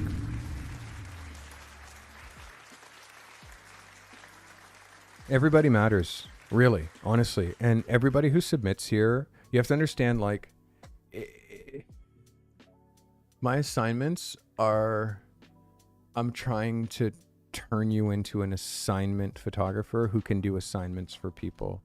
And if you just attached money, you just pretended with my photo show, my photo reviews, and these assignments that you do, if you just pretended that I was paying you, if you just pretended that I was paying you, you would take them way more seriously, and you would do them like, you would really be prepared, and you'd be like, yeah, this is a job. This is your career. It's like, again, it's me. It's inconsequential. You know what I mean? You don't have to submit. You don't have to do assignments. Just do whatever you want. You know what I mean? But the people who do, people who treat this like a religion, the progress is mental. It's great. All right, Mike Lilly. This week's assignment brings us to the Streamline Hotel, smack in the middle of Daytona's amusement district. Shot with the DJI Air 2, 8.4 millimeter f2.8, tenth of a second, 320. Thank you for your continued indulgence. Mike Lilly, environmental portrait or environmental product? Let's see if this qualifies, Mike Lilly. Environmental product, the product being this hotel. I can see how you can swing that. I definitely see how you can swing it. For me, like, again, Mike, you and your wife do incredible work. I'm really trying to figure out a way for you to be engaging, interacting, and like covering this hotel. Like, imagine this hotel is the client. So you're doing night photography, you're doing aerials, you're doing environmental shots, you're shooting all the rooms, but you're also shooting the lifestyle. You're shooting those people up there. You're shooting what's happening in this room. You're shooting people having a great time. You're shooting photos for, like, there needs to be, when it comes to the environmental portrait or environmental product, like, we can't really fit this hotel into a product, and we can't really fit this hotel. Look at, I just made confetti fall because I went like this. We can't really make a hotel, which is a location, a portrait. Like, but you can make portraits in this and use this hotel as the environment. Like, this is one of those times for me, Mike, where you need to be on the ground. You need to be on the ground with your camera and interacting with people and making connections and shooting portraits. And again, this is one of those ones where I wouldn't have done it at night. You're dealing with a lot of haze here. I wouldn't have shot this particular picture at night. I would have did a daytime picture with a big blue sky, and now you get great exposure, great sharpness, and you're not dealing with like the kind of haze that we're dealing with from all these lights. I don't know, Mike, this is a miss for me. I want you to be on the ground with this kind of a picture, and I want you to remember, like, covering these hotels. It's all aspects of it. It can't just be aerials. It's got to be lifestyle. It's got to be editorial, and environmental portraits is part of it. I think that you could have got an environmental portrait with this picture if you had have gone in there on the ground. I hope this brings you value, my guy. Mike Lilly, thanks for submitting, Mikey. Yeah, Mike, it's like, I need more, I need you guys, because the way I say you guys, it's because it's Cynthia and Mike. They're a couple, and they both shoot like hotels, lifestyle, and I'm trying to help them develop a business. I'm trying to help them develop into like this unmatched force of creativity where they can just fly to a resort and completely cover it from all angles and give them all kinds of new content, web stuff, social media stuff, brochures, printed stuff, advertising, and then they fly to the next hotel and do it again. But in order to really nail that, they have to really know how to get a lifestyle picture, an environmental picture, product photography, aerials. Like, there's, in order for them to be a complete package, between the two of them, they have to be able to hit all these angles. So, and yes, they do both make amazing photos. I 100% agree. Yes, this is Salim. After many deliberations, I settled on this picture. Multi-purpose imagery. So they were in between locations with models. She wanted free samples of ice cream. So I didn't make the picture, but I created the moment, so I was able to take the picture. So Sony 24-70, 24 millimeter, 400, blah, blah, blah. All right, let's look at Salim. Environmental portrait. Take a natural portrait of a person or a product in a natural environment. This is Salim. Slim Shady, thanks for submitting, by the way. Salim, part of my mentorship program one-on-one. Salim gets me one-on-one every month. Salim, the sizing, we got to fix the sizing. The sizing is definitely off. I'm trying to get the sizing right, but we're going to have to leave it right there. This is like, even if you're doing an activation here, because I know that you're here with this company doing this activation here, like, there's too many distractions. There's too many things happening in the background. It's like trying to include the signage and the back of the, like, I'm looking and focusing only on this woman here because it's like, that's her face. This woman, I'm seeing her from behind. So I don't see anything. I don't see what's happening on the shirt. I don't see what's happening on the signage. So I'm not really sure why any of that stuff is happening. When you're trying to take an environmental portrait, it's this girl without her. You're just shooting something that's happening right now. And in fact, the fact that there's so much stuff happening in the background, this guy with his cleaning machine, people walking down there, like, it's a snapshot. It's an activation. And I'm sure that company needed, or you needed to do photos for this company in order to do this activation. But trying to get this to fit into an environmental portrait framework, and again, Slim, I know the work that you do, my guy. I know the work that you can do. I coach you. I see your work all the time. Like, this isn't it. This isn't it, man. It's not an environmental portrait. I feel like you've made environmental portraits before. You could have pulled something from your archives, but trying to make this activation fit into that mold, it doesn't work. It doesn't work, Slimmy. More from you. You know what would have worked is that cafe shot that you sent. That cafe, that girl in the cafe laughing, blah, blah, blah. Photo of the week. Remember that picture? That is an environmental portrait. This is not, my friend. Thanks for submitting. Slim. This is Sebastian Kawaka. Sebastian says, unfortunately, I've been very ill for the past week, and what I had planned for this week didn't work out because I couldn't get out of bed. Sebastian, feel better, my guy. The photo I'm sending is quite fresh, but some people have already seen it on Instagram. The man in the photo is an owner of an antique shop. It's his hobby. He does not run it for profit. ISO 800, 50 millimeter, 3.5 at 200th of a second. This is Sebastian Kawaka. Sebastian, feel better, buddy. Environmental portrait? Yes. Unmistakable? Yes, Sebastian. This is fantastic. This is exactly it. And again, it's organized chaos. It's like there's shirts growing out of his head and shirts on top of his head, and he's got shit all around. It's like, yep, that's an environmental portrait, and executed with no pretense, with no ego. This is the thing that you have to see. And the ones that I'm freaking out over today is there's no ego.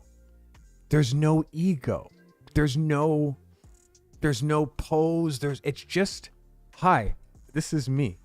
Like, this is it, Sebastian. And again, like, I believe in you so much, my guy. And I'm telling you, this is your happy place. This is your photography. This is your photography. This is the work that will make it so you shoot for magazines. Like, telling stories like this, Sebastian, yes. Feel better, my guy. Feel better. But look at it. Look at it as a magazine cover. Like, you can actually see it. It's interesting. It has lots of like little eye candy to look at, you know? This is a win for me, Sebastian. Great job. And again, like, Sebastian, you might feel like sometimes I'm hard on you, you know? But you know when you hit. You know it. And I know that you feel it when you're like, yes. So the more that I help you reassure that feeling, you know, and the times that you're unsure about your photography, is this good? It's like, I'm gonna be ruthless and be like, no.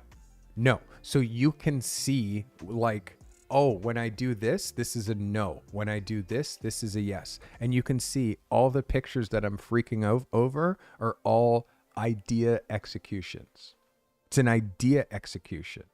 Like literally, that's not what I'm trying to show. It's an idea execution. Super simple idea execution. That's all we have to do. Get this, swim past the making pictures and start executing ideas. Oh, can I take a picture of you in this location? Oh, could you just turn yourself a little bit more that way? Oh, could you turn your head that way?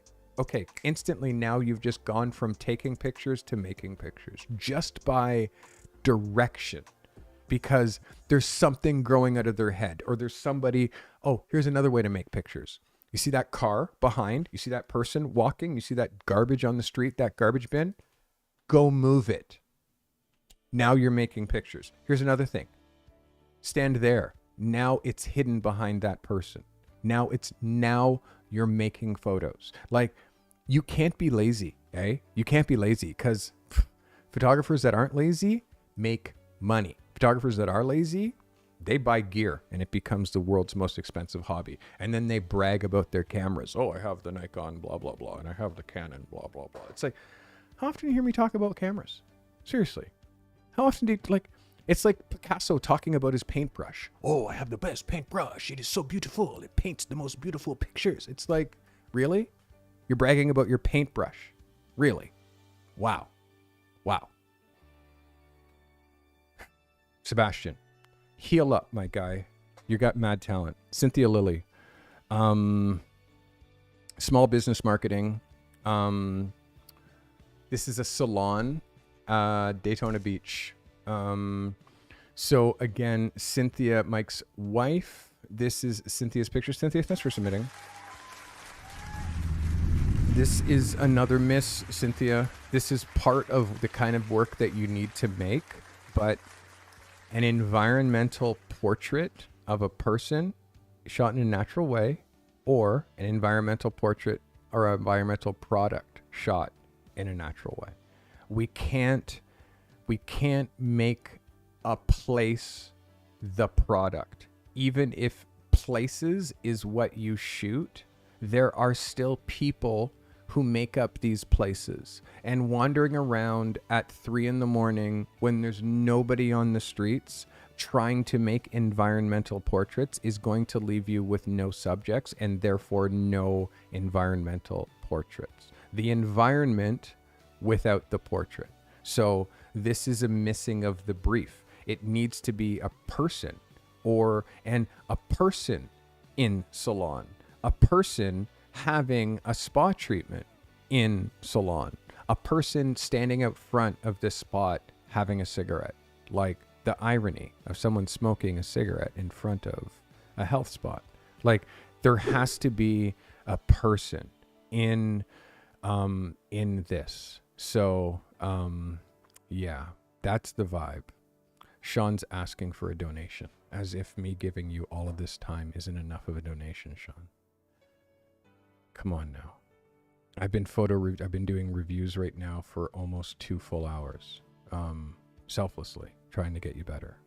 It costs $5 to have your photos, or $10 to have your photos reviewed. It costs $5 to become a member. If that is beyond your capacity, if my help is not worth the price of a coffee to become a membership, or the price of 2 coffees, which you'll buy in one day to have my eyes on your photos, I can't help you. You just watch the rest of my YouTube content, watch me review other photos, and learn from that.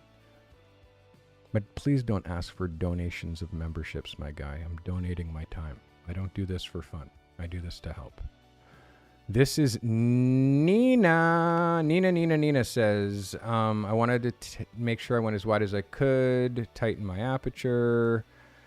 So an environmental portrait. So when I think about, I have to read this because I need to read this. The clouds are on our sun, the product, the papers. That's why I had to read it. Okay, so you're trying to figure out a way to shoot products in their natural environment. Okay, so let's have a look at this. This is Nina shooting papers in their natural environment. Nina, thanks for submitting. I definitely see the idea. It's just the angle is never flattering ever. When you go low angle up on somebody's bum, it just never works. It's just not. Like, compositionally, is it a double page spread? Sure. Is your product centered? Sure. Right? But it's a picture of this person's bum. And again, no offense to the person, but they're not a model. They're just your friend or whoever it is that has these in their pocket. So it becomes now, when you're shooting this portrait and you're using this human as the subject and you're shooting it low angle, it makes the ass look like it's 7 feet wide. Literally, it looks like how much wider the bottom looks than to the shoulders. It looks like this person is shaped like a pear, and I'm sure they're not, but it's because of the angle that you chose, wide angle, just to get this little square. This is what you're giving me. Like, you're giving me this to give me this little square. Like, the picture exists right there. That's the photo. And even that isn't flattering because it's still an ass shot. So it's like, figure out a different way to prop these papers, and trying to do the juxtapose of the sky, and like, just have the papers, the flower, and like the materials that you do that when you're doing that, the materials that you need when you're doing that. So it's like, this, you're trying to do too much. You're trying to take a photo of, look at these pretty clouds. Oh, look at these trees. Oh, my friend's here and we're enjoying a cigarette, and also these papers. So it's too many. You're trying to do too many things here. And is it an environmental portrait? No. Is it an environmental product shot? It's like, yeah, but will it go in your portfolio, Nina? I don't know. Like, I don't know, Nina. It's just like, from your last submission and how absolutely clever and thought out, and it was all about the product, and you were reaching in the thing to pull out, and you cut the bottle in half, and let's think about how far you went with that idea. And then did you go like equally as far with this one? You guys were out having a smoke. It's like, oh, here, I got an idea for it. Just put that in your pocket. Click. Okay, there's my submission. Nina, your bar has to be higher. My bar is high. Your bar has to be higher than my bar. Seriously. And those papers, they're not even brand new. It's like, they're not even brand new. It's just like papers that look like they've lived in their back pocket for the last 6 months or however long they've had them. And they're all flat and blah, blah, blah. But that's your product shot. So that paper company, you're gonna hire you to shoot their papers, and it's just gonna be some flat papers that have been sitting, or like, no, there's gonna be a brand new, freshly opened product. You know what I mean? So, you know what I mean? Don't mail it in. Don't mail it in. It doesn't hurt me. It hurts you. Whenever you just half-ass something, it hurts you. It doesn't hurt me. I just make fun of you when I look at your photos. That's all. So you don't want that. Nina, thanks for submitting, but you got to try harder, girl. For me, it's a pretty photo, but it has nothing to do with what you're trying to show me. That company's never going to hire you to shoot their papers if that's your example. That's what I'm trying to say. All right, this is Gary Rishi. Gary says, we got to the Brooklyn Bridge before the crowds this morning, arriving just before the sun. This is frame 525 by 800. So, Gary, I'm trying to figure out, did you go there with this model? I'm imagining that you did. Shot with the 35 to 150 at 50, but you're giving me two different readings. Okay, so 67 at 50. I'm so confused, Gary. Like, I'm so confused, but I'm going to look at your photo as far as like your whole description and everything. This is your environmental portrait. Okay. What is she looking at? What's down there, Gary, is what I want to know. What is down there that's more interesting than your camera? and you catching that photo of her. Like, I understand it's a historic location. I've been on the Brooklyn Bridge numerous times. It's compositionally strong. It's a double page spread. Oh my God, you got a beautiful girl. She's wearing nylons, which hasn't been a thing in like a really, really long time. Like, pantyhose is not a thing. It's not a thing. Pantyhose, Eastern European women are the only women who are left wearing pantyhose. So this girl must be Eastern European, and you let her wear them. So pantyhose, it's like grandmas wore those. Like, they were a thing, but now they're not a thing. So unless it's like sexy black lingerie stay-ups with like some sort of things coming down like this, these are no bueno. The outfit, like she's going to her prom. The outfit, number one, it doesn't fit her. Look how much longer her arms are than this outfit. It's wrong. It's like when I see somebody who says, I want to shoot this, I say, no, that's something that you wear out with your friends, but no, not for this photo. It's tacky is what I would say. It's tacky. I hate to say it, but it's tacky and it doesn't fit you. And again, this is me being truthful. And sometimes it takes it like, so this is wrong for so many reasons. The foot is wrong. The way that her leg goes, out, down, the way that it's tucked behind is all not good. The skirt is too short, and her face is looking away. Like, her face is the only thing that can save this picture, is show me her beautiful face. But now she's like looking away. And what ends up happening is this is what the thing is becoming. The only thing that's important in the photo is the bullshit that's happening in the background, which is not what we're trying to do.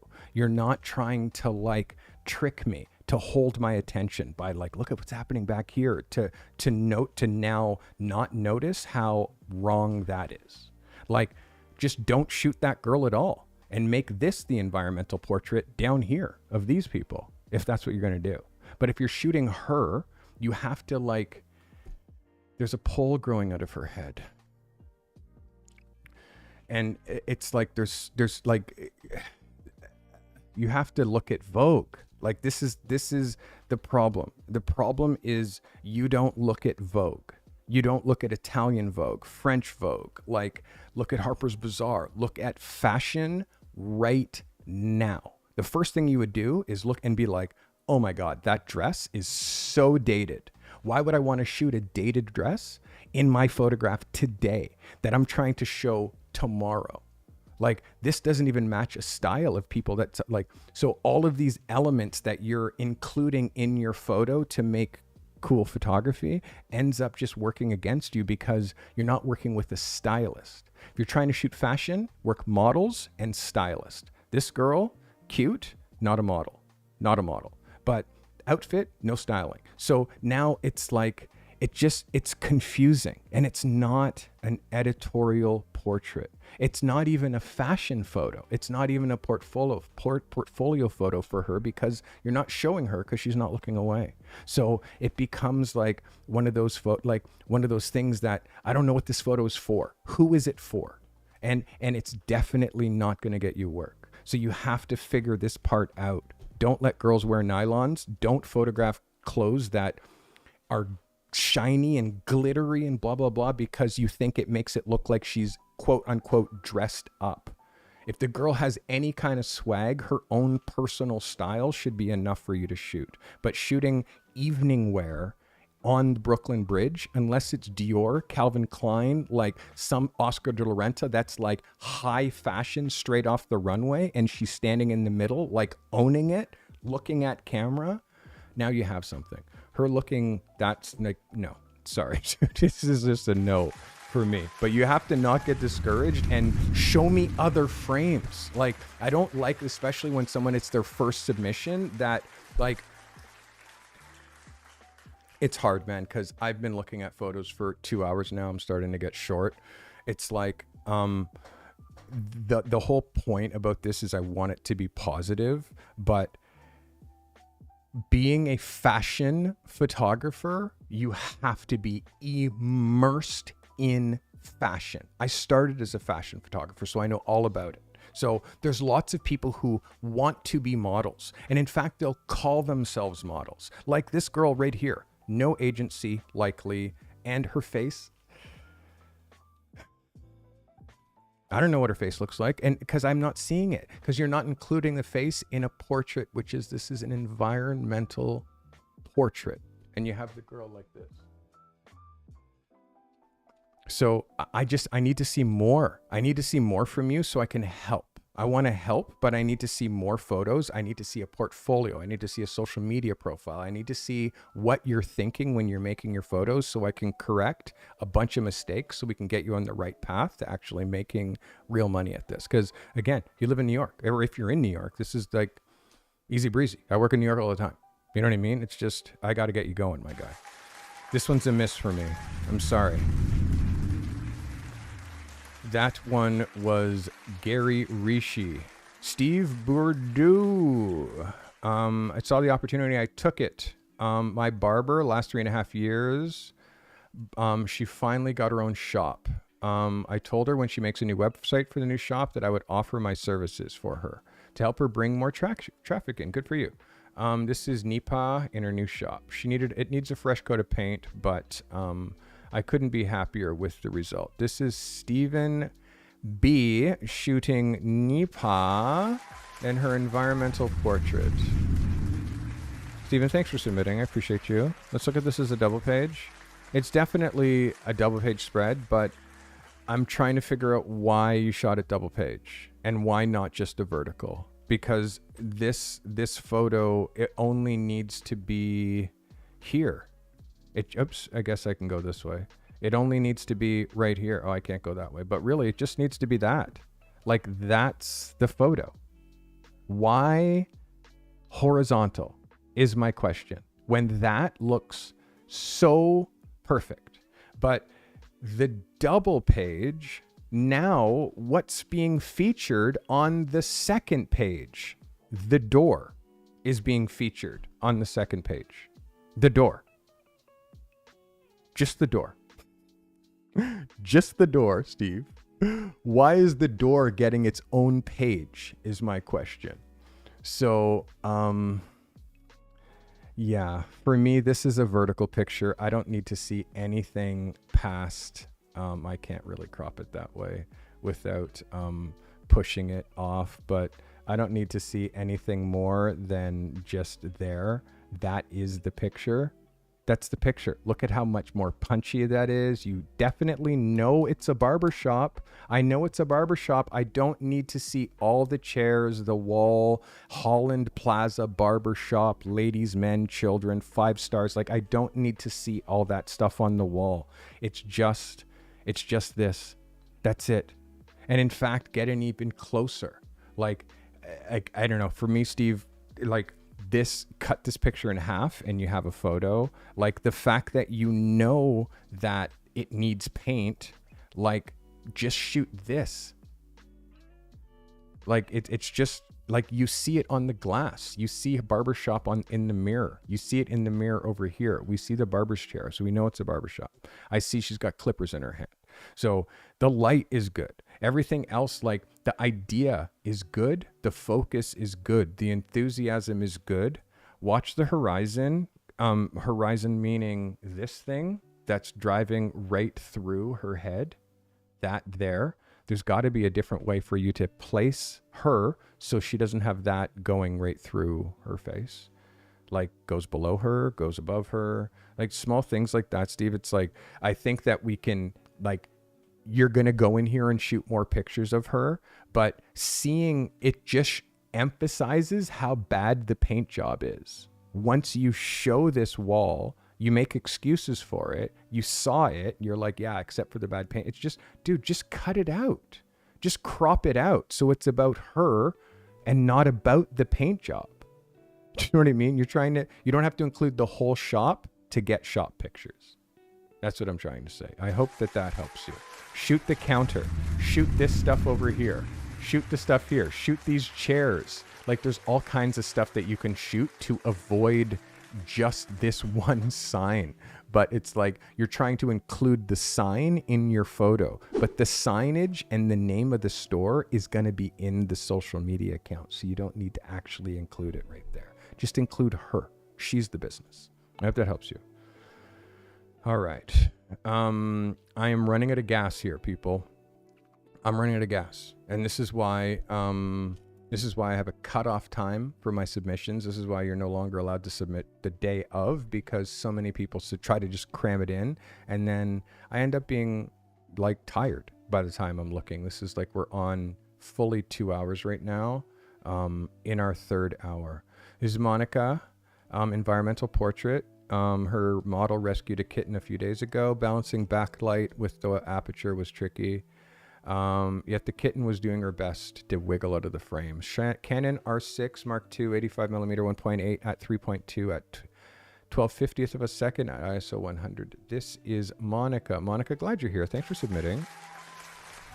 Monica, this is a beautiful environmental portrait. It's beautiful. It's underexposed a lot. But it doesn't take away from the fact that this is a beautiful setting. It's a beautiful environmental portrait, but don't allow backlighting and the scenario of backlighting to continually underexpose your photos. Like, I've seen it before, and like, you have to set your camera for this setting. There's here, I'll show you. There's this setting, which is the full frame metering. Then there is this setting, which is sort of partial or like interpretive or whatever the hell they call it. And then there's spot metering, which is so you have to have all three of these symbols, like, because the spot metering, this meters this light right here and doesn't get influenced by the light back here. So if you backlight a lot, set your camera on spot meter. So you can, like, because you're not automatically seeing, okay, I'm aiming into the sun. That's going to make my shot automatically one stop under. So take the exposure compensation, move the exposure compensation to +1, and then take my picture. You're not doing that. You're just shooting. And then noticing that this skin is incredibly dark. Like, look at my skin. Look at her skin. This is 2/3 of a stop underexposed. 2/3 of a stop, meaning 1 more third, it's twice as dark as it should be. So nailing exposure is our role. It's part of camera operation. Focus, exposure, idea. Those are the 3 things that we got to. So you're nailing focus, but exposure, you're exposing up here, the highlights. You're exposing the highlights. Her hair isn't burning out, where what's supposed to be happening is you're exposing for here. And you let whatever happens back there happen. And your photographs have this more brighter, high key kind of a feeling, and bright, but you're exposing them down. And in post, Monica, you're not exposure compensation adding, like, to bring your exposure up. You're sending me photos that are underexposed, which means you're sending other people into the universe underexposed pictures, and you're putting them out there, which is not doing anything for your business except showing that you're not exposing properly. So nail exposure. Do me a favor. Go back to this picture, open it in Lightroom. You're going to see your exposure slider. Take your exposure. First of all, zero out everything. Go to 0. Take your exposure slider and go to literally plus 0.67. And then see what happens here. See what happens to this like white cat, but these paws aren't white. White is there. They're gray, like really gray. That's exposure. That white on her shirt, gray, really gray. That's exposure. So these things, like, we have to nail them. Like my camera, exposure. Like this camera, I'm insane with my exposure. Look at this. What if my scene was this? How would you guys be? You guys would be like this? Okay with this? You okay with this? You cool with this? If I just ran my whole podcast like this, how are you with this? How's this? Feel good? No, right? Wouldn't you turn off? Would you not just be like, ew, right? Exposure. Like, and because my exposure is correct, you don't even notice it. You don't even notice it. You just notice like the content. You don't notice the exposure because it's correct. So now you just notice the content. But when there's mistakes with the exposure, now I can't see anything else. I can't see anything else except for the fact that it's underexposed. And if we as photographers don't see that in our own work, well, then we're wondering why we're not getting hired. It's because your clients will see there's something about this. This girl's just not as good as I need her to be. That's how they'll describe it. They won't be able to say this person shoots 2/3 of a stop underexposed every photo. They're not going to be able to articulate it like I do. But I'm telling you, that's what's happening. So, Monica, nail your exposure. The shot as an environmental portrait, it's an 11. It's beautiful, but I can't give you photo of the week when it's underexposed so badly. Fix this picture, resubmit it to Just Chatting, so I can see that you nailed, that you know how to nail exposure. Do that for me. That was Monica. Thanks for submitting, Monica. We are in our last few photos, guys. Ammon, submission for environmental portrait. So, shot with environmental lights and arcade lights to the side. He's the wonderful father of 2 daughters. On this day, we were at a trampoline house and everyone was having fun bouncing around. Out of breath, glistening with sweat. This is Ammon, shot with a Fuji X-T5, 90mm f2, ISO 1000, 125 at f2.5. This is Ammon Thompson. Ammon, thanks for submitting. Environmental portrait. It's not far enough away for me to see enough of the environment to be able to call it an environmental portrait. This is a location portrait. This is a portrait. I need more context of the background, although what's happening back here, yes, definitely. But the depth of field makes it so I don't really see anything except shapes and colors. So is it a cover? Sure. It's an environmental cover. Sure. It works as a cover, but does it work as what we call an environmental portrait? For me, it's a portrait, Ammon. And I just need back up.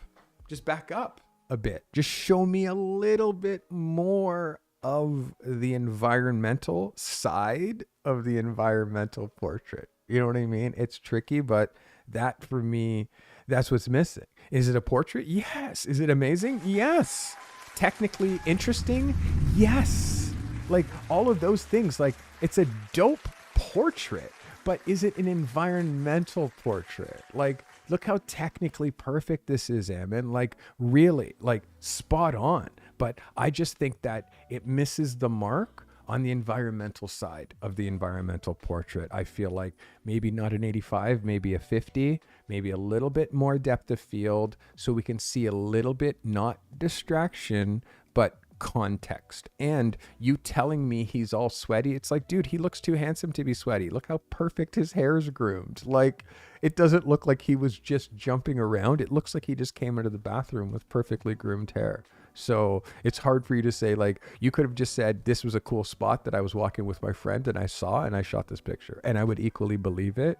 So the trampoline thing, the jump spot, you don't get the sense of that from this portrait, but it's still an incredible portrait that could go to your portfolio. How you fix it is just backing up. Just back up. Just give me a little bit more context. Environmental portrait is rarely cut at the chest bone. It's rarely here. It's usually 3/4, 3/4-ish is where it is. This week's assignment, I'm going to give you a hyper tight brief, so there's going to be less people missing. That was Ammon Thompson. Thanks, Ammon. You can see some of my assignments. It's hard to understand the language, right? And again, like I give one sentence briefs. It's one sentence. So sometimes it's open to interpretation, but sometimes I see when you guys are just trying to just like, you just take a round peg, square hole. You're just like hammer it in there, you know? Kyle Gagne. All right, we got a few more. Kyle saw this patch of clovers, thought it might make a decent scene for a photo. So I cut a piece of fallen line at the same depth of the clovers to create a pedestal for the product. The product is a snack that I always have in my bag, quick and easy to eat when out in the woods. The vibrant blue packaging contrasts with the scene, making it pop. Sony A7 IV, Sigma 24-70, 70 millimeter, a tenth of a second, f14 at ISO 100. I want you guys to hear the specs. f14. I don't think you've ever heard Kyle say shot wide open, ever. Let's go, Kyle. Thanks for submitting. Environmental product shot. Yes. Yes, Kyle. This is a yes for me. Look at this as a magazine cover. It absolutely hits the mark for me. It's absolutely a product, an environmental product. It's an ad. Kyle, your consistency is incredibly good. You guys, watch Kyle as far as his consistency, because he swings for the fences every single time. He never just grabs what's there. He comes in with extra ideas. He figures out exactly what product he's going to shoot. He thinks exactly how he's going to light it, where he's going to put it. Like, he really spends the time for these photos, and it always pays off. It always shows, and this week is no different. Kyle, this is another win for me. Just look at the detail. He's even misted the packaging. Or unless that misting, is this misting inside the packaging? No, he actually misted the packaging. Yeah, he misted it. He sprayed a little bit of, placed blueberries. He brought like a spray bottle to, come on, this guy goes hard. You got to go deep with these photographs, man. Like, you see the difference, right? You see the difference. So there's no cars in the background. There's no people walking. It's not a grab shot. It's like an idea that he executed. And that's why it looks so, it's because he's past that first wave and he's surfing the second waves so he can develop himself and get stronger so he can surf the monster waves. Kyle, you're on your way, dude. Good job. Amazing. It's Kyle Gagne. We're in the final three, I do believe. Yes. This is Sean Thomas. Here's my environmental product, environmental portrait shot, a Mercedes-Benz AMG GTR. Shot out to VPX Performance, where they're turning this car into a race machine. 3/20th of a second, f4, ISO 1000.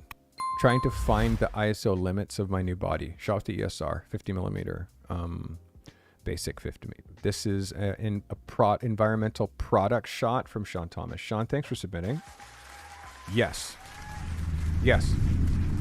Yes. Yes is the answer to the question that life gives. Is this an environmental product shot? Yep. The product, that BMW. But also, look at the motor oil bottles at the bottom. Look how it's double Mercedes. Look how it's an old Mercedes underneath and a brand new shell of a Mercedes above. Like, this is an environmental portrait. The car is... Sean shoots cars only. He's a car photographer. There's people that kind of become props around his cars. So the car is the product. This is a win for me, Sean. I want you to watch the exposure. There's a general low exposure that's happening here. What's happening down here is an exposure that's, again, this is environmental light, and this is the only light source. So unless you're kicking in some more light from down here, we're going to have a lower exposure than we have here. This is our perfect exposure here. We'll call this normal. Obviously, we have a little bit of hot up here. That's +1. But down here now, this is under by 2/3. So kicking a little bit of light in here is going to help. Also, the motor oil. This is under by, I'll call this half a stop. Kicking a reflector, because you see you have a little bit of light on this motor oil, but kicking in a reflector, a little bit more light in there as well. Imagine the lift. The lift is a huge part of this photo, but the lift doesn't have any kick. So imagine having a little bit of a highlight just on the edge of this lift with a little bit of light kicked in back here. It's going to give you a little bit of separation on the roof here and also light inside here. So for me, I would have kicked 2 more lights in here, possibly 3. You could have thrown a little bit of gelled light back here, over here, like offset.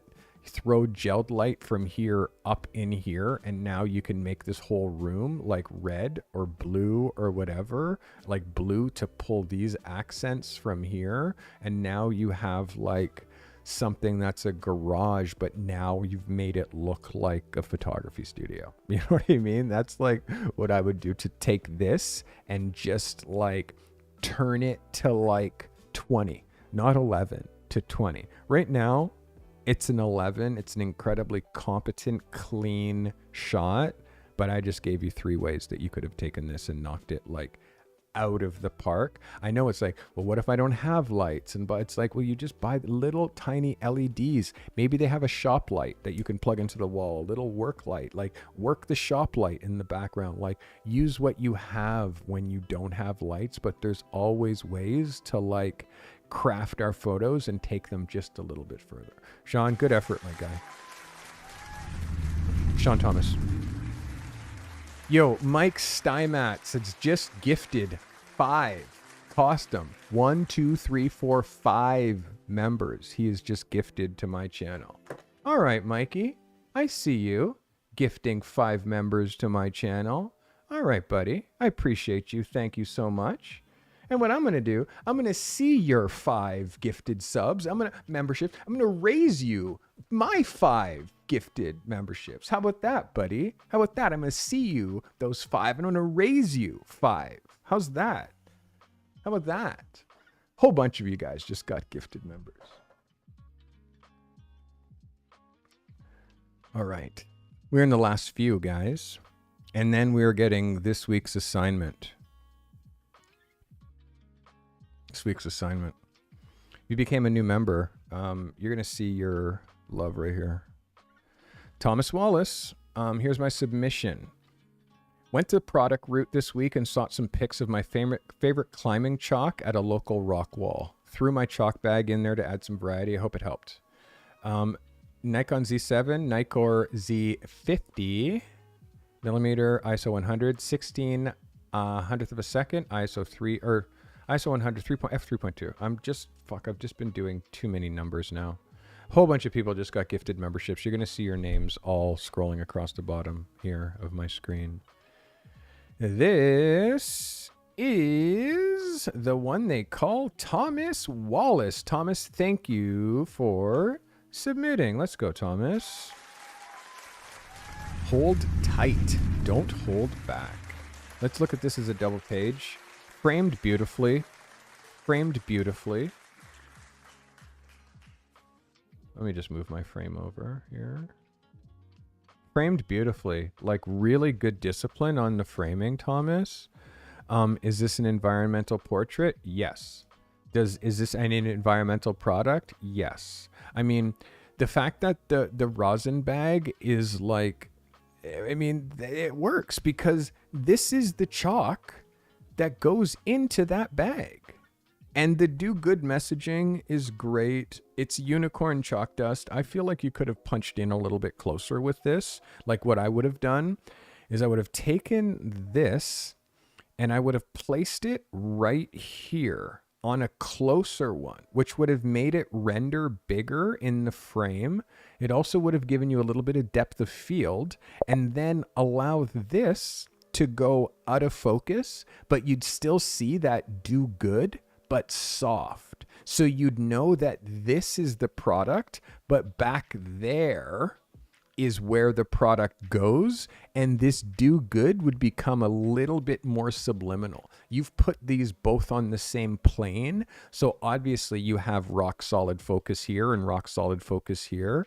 My suggestion would be move this up 1 jump, 2 jumps, and put it on this rock and in the exact same position. Just let that go out of focus on that 4-1, and now you have a little bit of depth that like separates the do good from the product, so your eye isn't jumping back and forth between the two details. Now you have a photo that this brand feels like unicorn dust from Friction Labs. Like now that's much bigger in the frame, because that's what they're trying to get you to in the messaging, and you want this do good to be more subliminal, sort of a little bit more in the background. Now people see it, but it's almost subtle and not overpowering their brand. I hope that helps you, Thomas Wallace. It's a great shot, and it is an 11. Trust me, like you're already along your way. Look at that, the way that he framed this within the archway. And by the way, I would still say, yeah, all the other things that you did with your spacing and everything, it's like, yes, yes, yes, yes, yes. And again, I don't want you to ever think that I'm just trying to find things to nitpick out of photographs. That's never what I'm trying to do. I just see everything. And I'm like, what about this? What about this? What about this? What about this? It's always about trying to make the work better. And you can't make existing work better. You have to shoot it again and make it better the next time. And that's why when you execute ideas, you can just re-execute an idea over and over and over again until it's crazy. Like when you take pictures, this is what you get, what was there. And you can never take, it's gone. And now you're in post, like trying to take and fix that tree and take that thing out of the head and trying to make that, like, now you're just trying to fix shit, essentially, you know? So when you execute ideas, you have full control.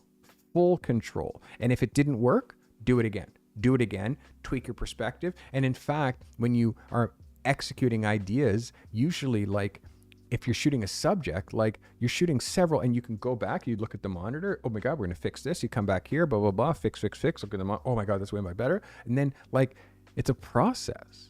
It's never a single frame, you know? The amount of ego that you must have to think that you're just going to walk around, see something, grab it, and that's going to be National Geographic. Like, how much of an ego do you think, and how good do you think you actually are? Like, literally. It takes a lifetime. And people who are like Mary Ellen Mark and Robert Frank and like Kappa and like these guys who were that, like, they did pictures like every day for 50 years, and they didn't feel that, like, they didn't feel like their photographs were even that good. But yet there's people walking around with that kind of ego, with no experience, no money, no portfolio. Anyways, our last was actually our first, Mike Stymatz. Mike was the first one. And I mean, I might start doing these photo reviews backwards, and like starting from the last picture is actually the first picture submitted, and then go up. I think I might do that next week. All right. Cardi crew. I ventured into this environmental product. This is a Danfoss stop valve. Very much in its environment. It's been used for 20 years. Testament to its quality maintenance of this component. Like, Mike is going to end up shooting industrial products, which I think is such a niche. This guy is going to rob and pillage. I just need to like help tune. This is Mike Stymatz. Mike, thanks for submitting. A little bit of industrial piping. Very good with the crop. You have to watch where your threads fall, because your threads fall like on the gutter. And I think the threads are kind of a key important part of this component. I would have liked the gutter to drop right here or that's pretty much the only place that the gutter could drop is right here, Mike. But again, it's still like not a deal breaker for me. You're using mixed light. We have window light here that's lighting this, but then we have shop light back here. That's why you're noticing that this is neutral. And that this is warm back here. That warm light is tungsten. This neutral light here is the window light that's lighting this. So when you're shooting mixed light, yeah, it's really tricky. Mixed light is always tricky because you can't color balance this yellow out without making this really cold because this is sunlight. So you're in a tricky spot here with the mixed light, Mike, but technically it's a strong photo. It's definitely worn. It's like, again, I need you to be thinking about how you'll shoot these and make it super interesting. Like, are you getting a big piece of cloth or a big background and putting it back here so you can shoot just this part without showing all the other stuff in the office, like, or in the factory? Is there a way for you to isolate these parts and these fittings? Like I'm trying to figure out how you can shoot this stuff from the manufacturer. Like, will they send you parts that you can shoot at the studio? Like, it'd be so good for you to get into this business of shooting fittings and also even assembly, like how to put this shit together. Like, that's a whole business. Mikey, this is an 11 for me as far as what you're trying to do. It's executed well. Well done. Okay, we're on to the photos of the week, and we're on to this week's assignment. Now, this week's assignment is, it's always difficult for me to come up with an assignment that serves everybody, meaning, how can I put it? It serves everybody, meaning it doesn't matter what niche you have, you're able to contribute something to that photo. Like, it's very hard to create an assignment that everybody can participate in. Okay? So I'm going to go a little different this week. This week is going to be one of the very rare assignments that I'm going to give you for the rest of this summer. There's not going to be a lot of these free assignments, but this is the stipulation. It needs to be a portfolio level photograph. Number one. Number two, it needs to be an idea that you are executing. You're executing an idea. That is number two. And number three, it can't be an old photo. It has to be brand new. So I'm basically asking you to make a new portfolio level photo within your niche. That's simple. That is the only thing I'm asking you to do, is make a portfolio picture. Now, you'll know your niche and you have to make a new one, meaning it has to have shot within the calendar week from today up until next week, Wednesday. So you have 7 days to shoot it and submit. Also, it has to be submitted on calendar day Wednesday or before calendar day Wednesday. If it is Thursday calendar day, I'm not going to review it because too many people try to submit last minute and it's not fair to the people who submit first. And next week, I'm going to be looking at the people who submit first. I'm not going to be doing it backwards like I just did. That's going to be the last time I'm going to be looking at the first submitters last. The first submitters get the privilege of me looking at their work first because they're sharing with me first. I'm going to share theirs first. So that I'm going to do as a gift for them. So while that's the assignment, again, make a portfolio picture this week. That is it. I'm going to give you one more stipulation. Vertical. Stephen, remind me, just send me a DM and remind me what I said so I can turn it into a new challenge. It'll be due 11:45 p.m. Wednesday next week, before the calendar day Thursday next week. It'll be up as an assignment by the time you see this episode. As soon as this is over, I will do it and put it in here. I am going to find this week's photos of the week because I've been going for 2.5 hours. It's going to take me a minute. Please watch this. As a photographer, your portfolio is your voice in a visually crowded market. But are you confident that it's telling your story in the way that you intend? Many photographers struggle with showcasing their work effectively, often overlooking the power of a well-crafted portfolio. This is where my one-on-one portfolio review comes in. I'm offering you expert, personalized feedback on your work. With my 3 decades experience in pro photography, I bring you a discerning eye to your portfolio, helping you refine and package your work to make a lasting impact. We'll dive into the nuances of your style, the strengths of your composition, and the overall narrative of your portfolio in general. My focus will be on elevating your work, ensuring that it not only represents your skill, but also captivates an intended audience. Don't let your work go unnoticed. Sign up for a one-on-one portfolio review and let's fine-tune your presentation to the world. You'll come away with concrete steps to enhance your portfolio, making it not just a collection of pictures, but a powerful tool to elevate your photography career. Book your session right now, and let's take the first step towards making your portfolio as amazing as your photography.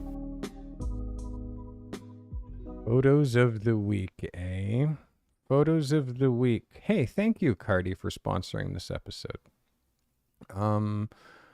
Wow, photos of the week, guys. The bar was high this week, and the bar was high just because some photographers really leveled up their own personal game. When photographers level up their own personal gain, I have to give them credit. I have to give love. Not everybody can win photo of the week. It's impossible. It is impossible for me to give photo of the week to everybody. Not everybody can win best in show. Only one, maybe sometimes 2 people win best in show. But the work, there's another. But the work that I'm choosing today is kind of undeniable. I think that you'll feel that it's undeniable. I think that you'll see like the level that you have to kind of get to in order to really be nailing this. Okay, so in order for me to, it's tricky because I have to remember who these people are. All right, by the way, don't tune away because if you're just new, we're going to start with this shooter right here. Our first photo of the, I guess I got it, blah, blah, blah, blah, blah. Jeez Louise. It's so complicated here, people. Our first photo of the week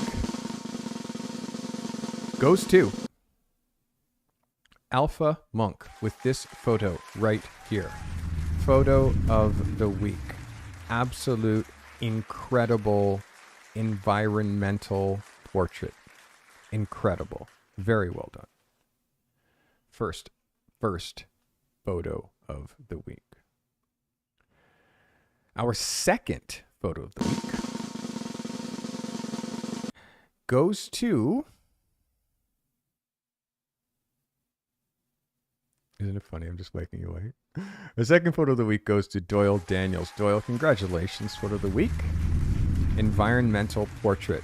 Doyle Daniels. Banger. Our next photo of the week.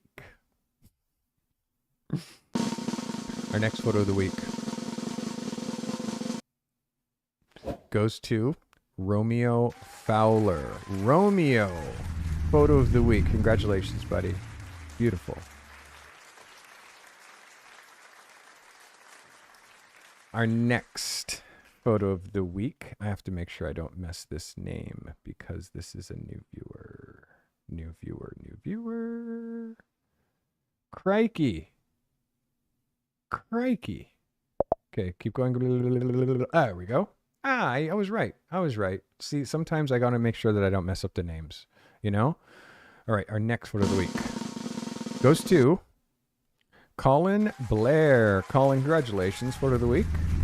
both a product environmental portrait and a portrait that is a environmental portrait. Very, very good. Very good job. Our next photo of the week goes to the one they call Joseph Baldwin. Photo of the week, Joseph. Let's go. Photo of the week, Joseph. Congratulations, buddy. Our next photo of the week goes to Giran Wrath. Giran, congratulations, photo of the week. Beautiful, beautiful environmental portrait. Beautiful. So good. And our next photo of the week. Photo of the week. My brother has not got one of these in a minute. Ladies and gentlemen, Les Carty, photo of the week. Congratulations, big bro. This is definitely going to help move the needle with the business. Keep going with these ideas. Keep going with these time lapses. Good shit, big bro.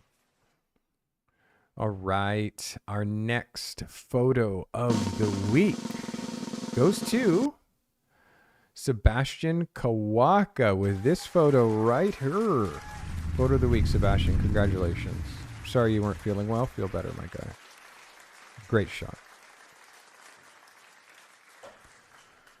And a photo of the week for Kyle G. Another. Kyle's collecting photos of the week. He's got trophies. This guy. There's another one. Beautiful. Well executed. Perfect picture. So good. So good. And our last and final photo of the week. Guys, by the way, if you didn't win photo of the week, it just means keep pushing, keep trying, keep shooting. Listen to the tips that I told you. Know that this is a marathon. It's not a sprint. Like, you're trying to win the overall race. And how that happens is you got to lose a lot of little races, you know, honestly. This is the Tour de France, seriously. Our last and final photo of the week goes to Thomas Wallace for this photo right here. Thomas, well played, well played, well played. Cardi approved. And now your best in show, which is, I hate it so much doing this. I hate it so much doing this. This is not easy at all. At all. So I'm going to choose so hard, man. So hard. There are 3 absolute standouts for me this week for photo of the week best in show for environmental portraits. The first standout for me that's winning best in show is 3. Best in show.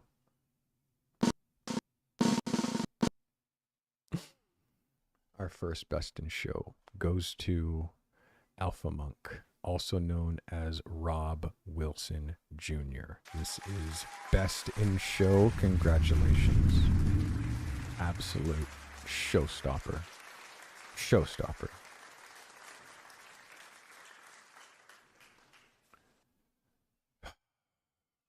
Our next best in show. And again, I judge people against themselves, I judge people against themselves. At some point, I have expectations of people, you know. When people go beyond my expectations, if you meet my expectations, a photo of the week is going to be there for you, you know. And as you get better, my expectations for you go higher. But these next 2 photographers, this is new. This is new. And this first photographer,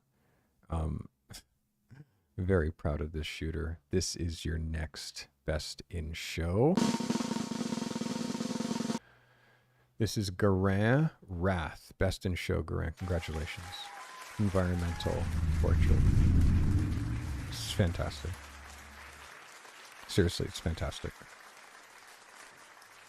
And our last and final Best in Show today. A man who's been watching me for an incredibly long time. I've seen just moments of genius that it's like, this picture, even if you don't understand it, I do. And it's genius. Our next and final Best in Show, Sebastian Kaka. Best in Show, Sebastian. Congratulations. Incredible. It's, I don't know. You don't even understand how important this picture is. This picture will become more important as time goes on. Thank you very much, everybody who submitted. You know your assignment. This week's assignment, I haven't given it to you so easy. All you need to do is make a new portfolio picture for your book. That's it. Within your niche, vertical. And again, if you're taking a picture of something you saw, if you're going out walking, hoping that you're going to catch a portfolio picture and it's going to fall in your pocket, you're doing it wrong. I want to be super clear. You're doing it wrong. This is executing an idea. I have an idea for a thing. I want to take a picture of this tablet, like a person, a place, or a thing. You have to be able to make a photo there. And that doesn't come in 1, 2, or 3 frames. It comes in hundreds of frames, thousands of frames of one thing. Like, again, remember my analogy that I talked about with surfing. If you're surfing little waves, there are 2 other levels out there, eh? And if you just keep, oh, by the way, the worst kind of people are the people who are on the beach on the towel with their camera around their neck. They're not doing anything. And they're just chirping at what other people are doing. That's the worst kind of people. Don't be that person. Seriously. Get in the water. Seriously, get in the water. Learn your shit. Learn your small waves so you can get out and start executing bigger ones. I hope that brought you value.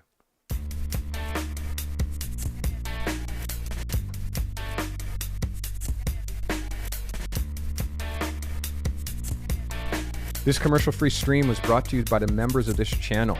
I gifted 5 away. I had many of my people gift memberships today. If you gifted memberships today, thank you. I appreciate you, Big Mike. Know that, like, members are how this channel runs. So, Mike Styman, thank you for gifting those 5. I appreciate you, big guy. And believe me, you are right on the edge of a photo of the week. I just feel like I can push even more from you to really a level where you're getting photos of the week with industrial equipment every week. But again, for me, I feel like I got to have some one-on-one time with you. If you became a subscriber recently, you're going to see your name scrolling across the bottom of the screen because I love you like that. Thanks for becoming a believer and hitting that subscribe button. I'm here at your service to help you get to the next level with your photography. For the true believers, they end up becoming members after hanging out with me for a while, having photos reviewed. They become members and they join, and that's them up top hitting the join button. And also, I have an amazing brand new community that has 222 people in there in just over a week. I would love to have you in my community. You can go to my video description. You can find out the link, join, come hang out with us. That's where we all go. Tuesdays, I'm going to be doing after parties in my community. And if you don't know what an after party is, you got to come hang out. Make sure you're in the Cardi Method. Go hang out with me over there, thecardymethod.com/community. I'll see you in